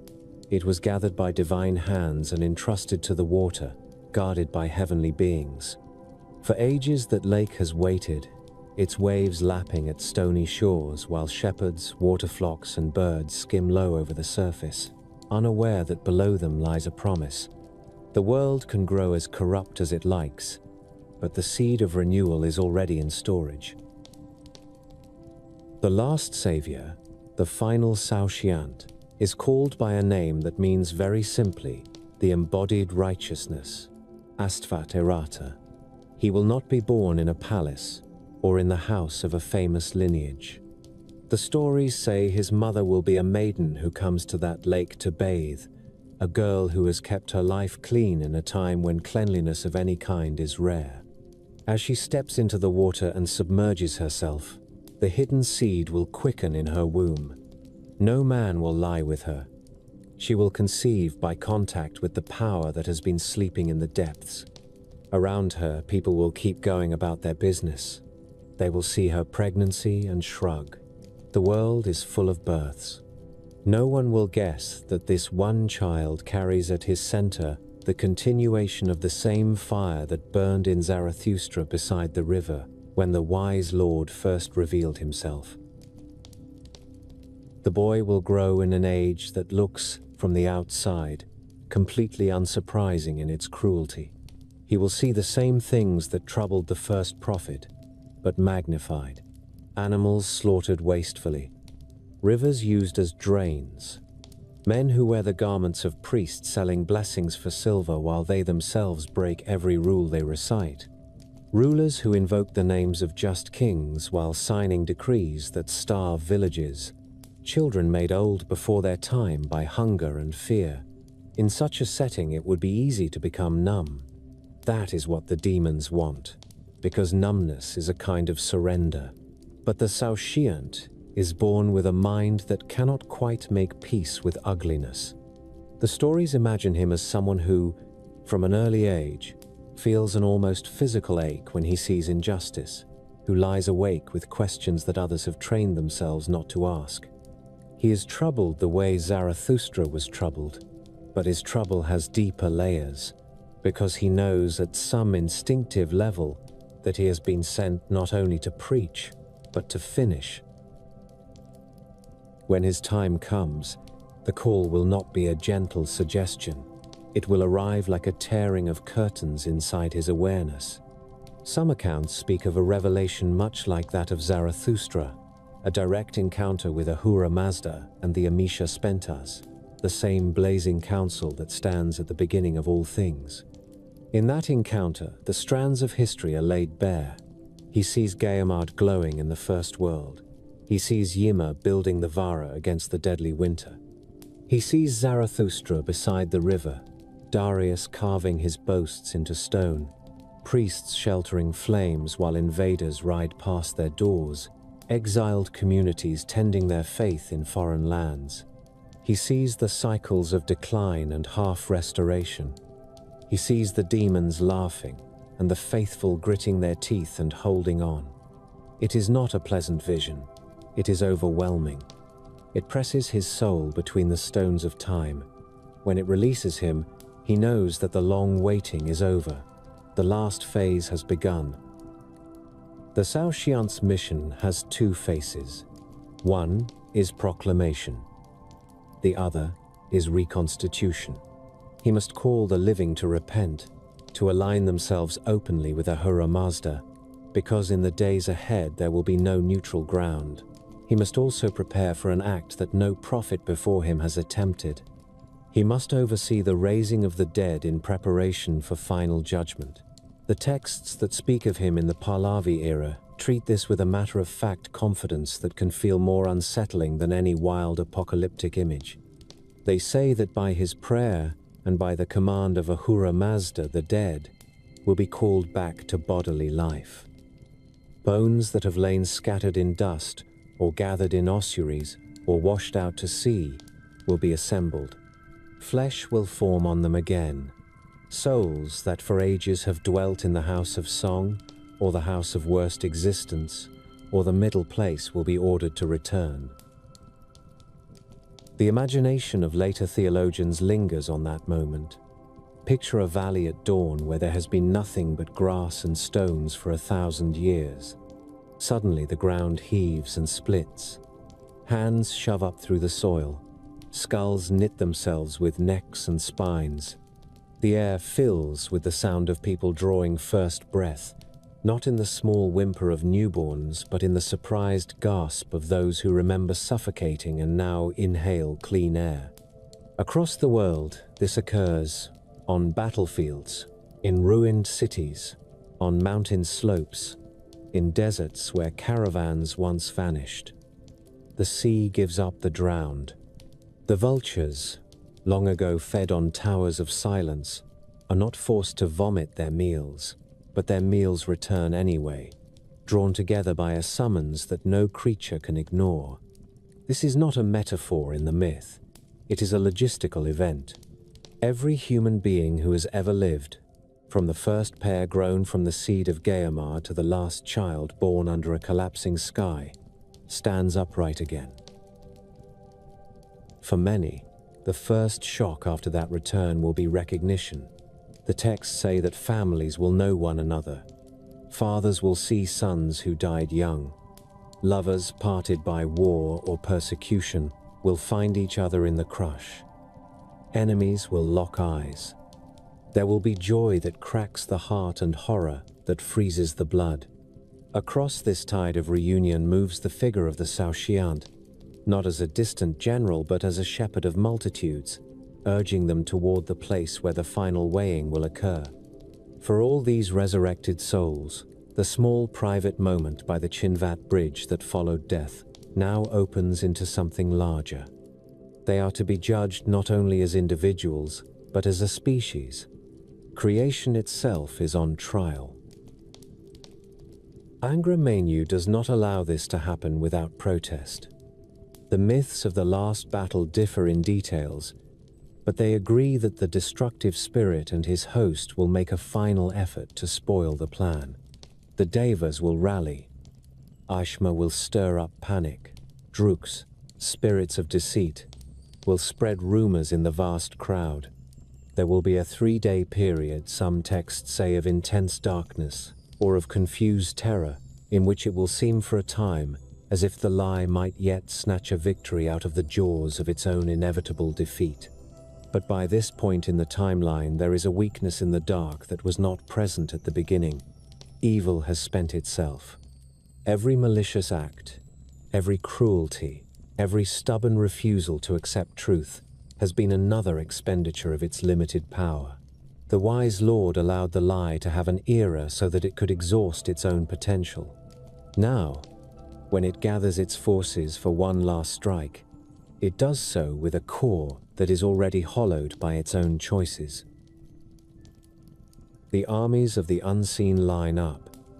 On one side stand the Amesha Spentas and the Yazatas, their legions of light stretching from horizon to horizon.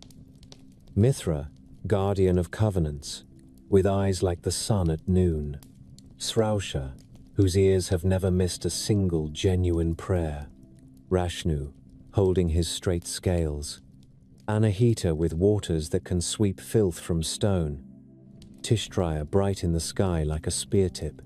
Behind them are the souls of the righteous, not armed with swords in earthly fashion, but with the beauty of their deeds, which, in this realm, are weapons.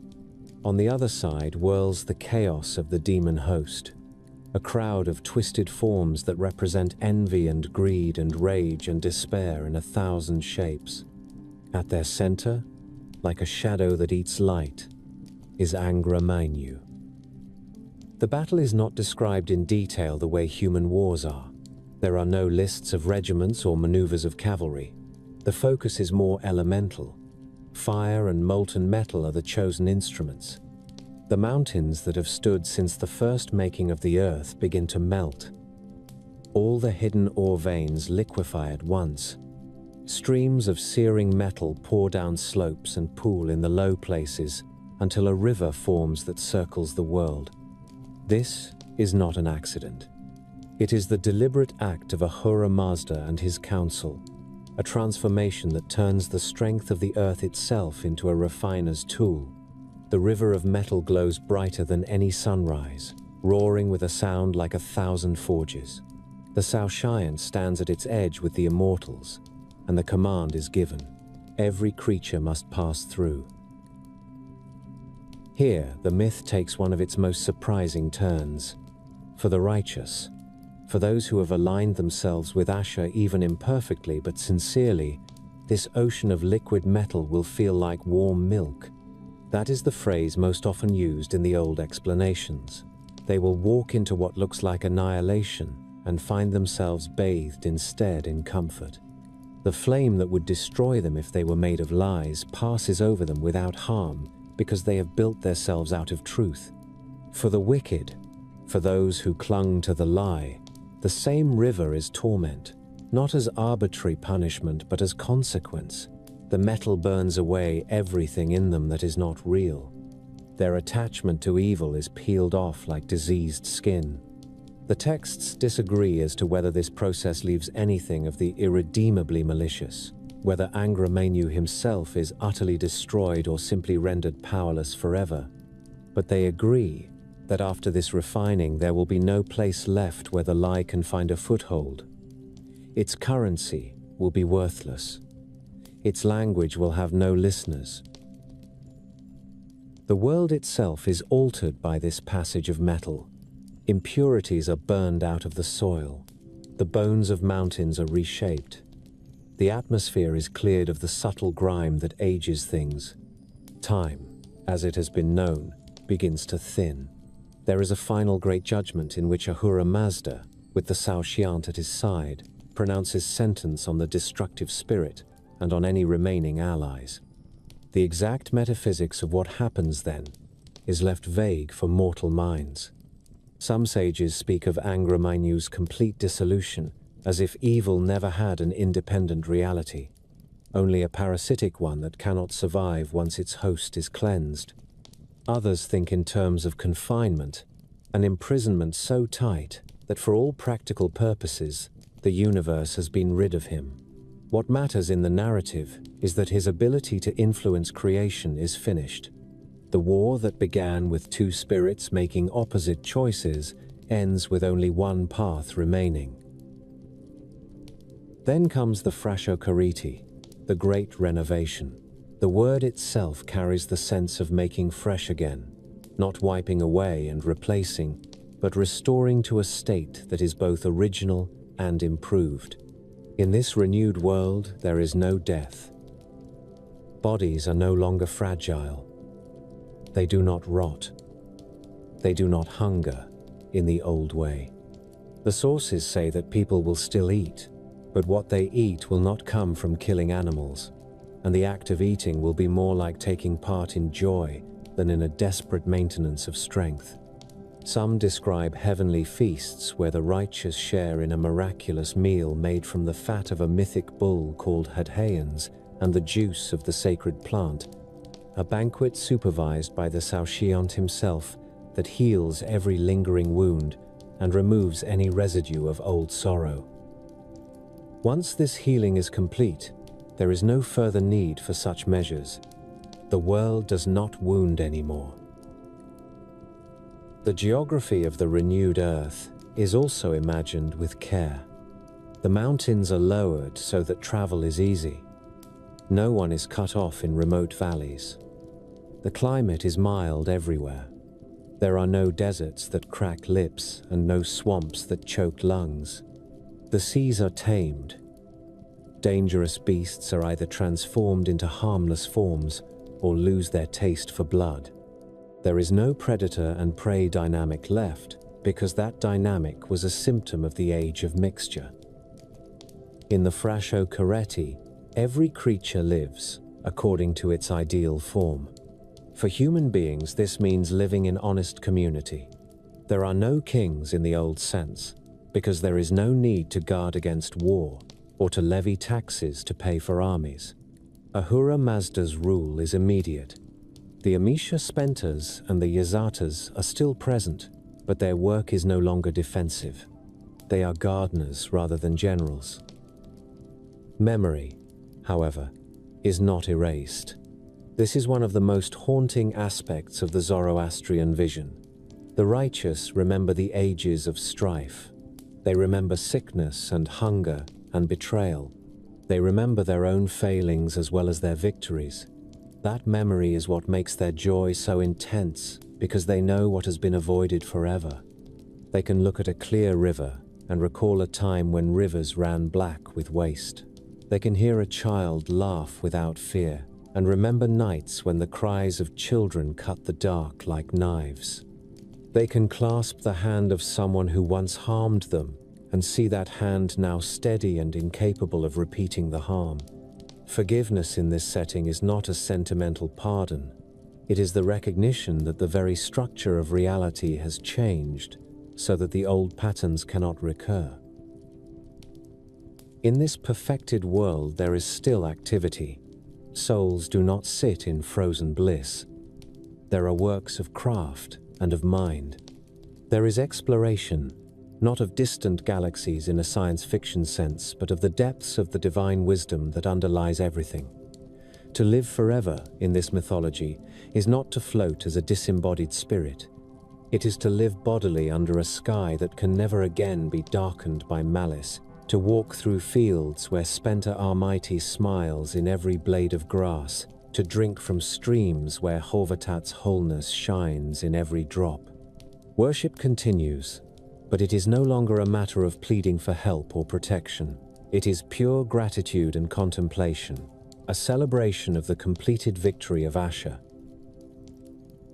For those who heard these teachings in more troubled centuries, in ruined fire temples, or in small gatherings of exiles by foreign coasts, the vision of the Frasco Coretti was not an excuse to ignore present suffering. It was a frame. It told them that their pain did not disappear into a void. It would be answered. It also told them that their choices in the meantime mattered, that the way they treated their neighbors and animals and rivers contributed to the shape they themselves would bring into that final river of metal. If they built themselves out of the lie, that river would be torment. If they built themselves out of Asher, it would be comfort. The end of the story gave weight to every step along the way. Seen from a great distance, the entire tale that began with twin spirits choosing opposite paths and a first shining man named Gayamard can be imagined as a single long breath that Ahura Mazda draws and releases. In the intake, he creates and allows the possibility of refusal. In the exhale, he cleanses and perfects what responds to his call. Between those two movements lie countless lives, empires, rituals, betrayals, acts of kindness, nights of despair, mornings of courage. The Zoroastrian promise is that none of it is wasted. Every good thought, every honest word, every protective deed becomes part of the final melody when the wise Lord speaks the last judgment and the world blooms into its final form.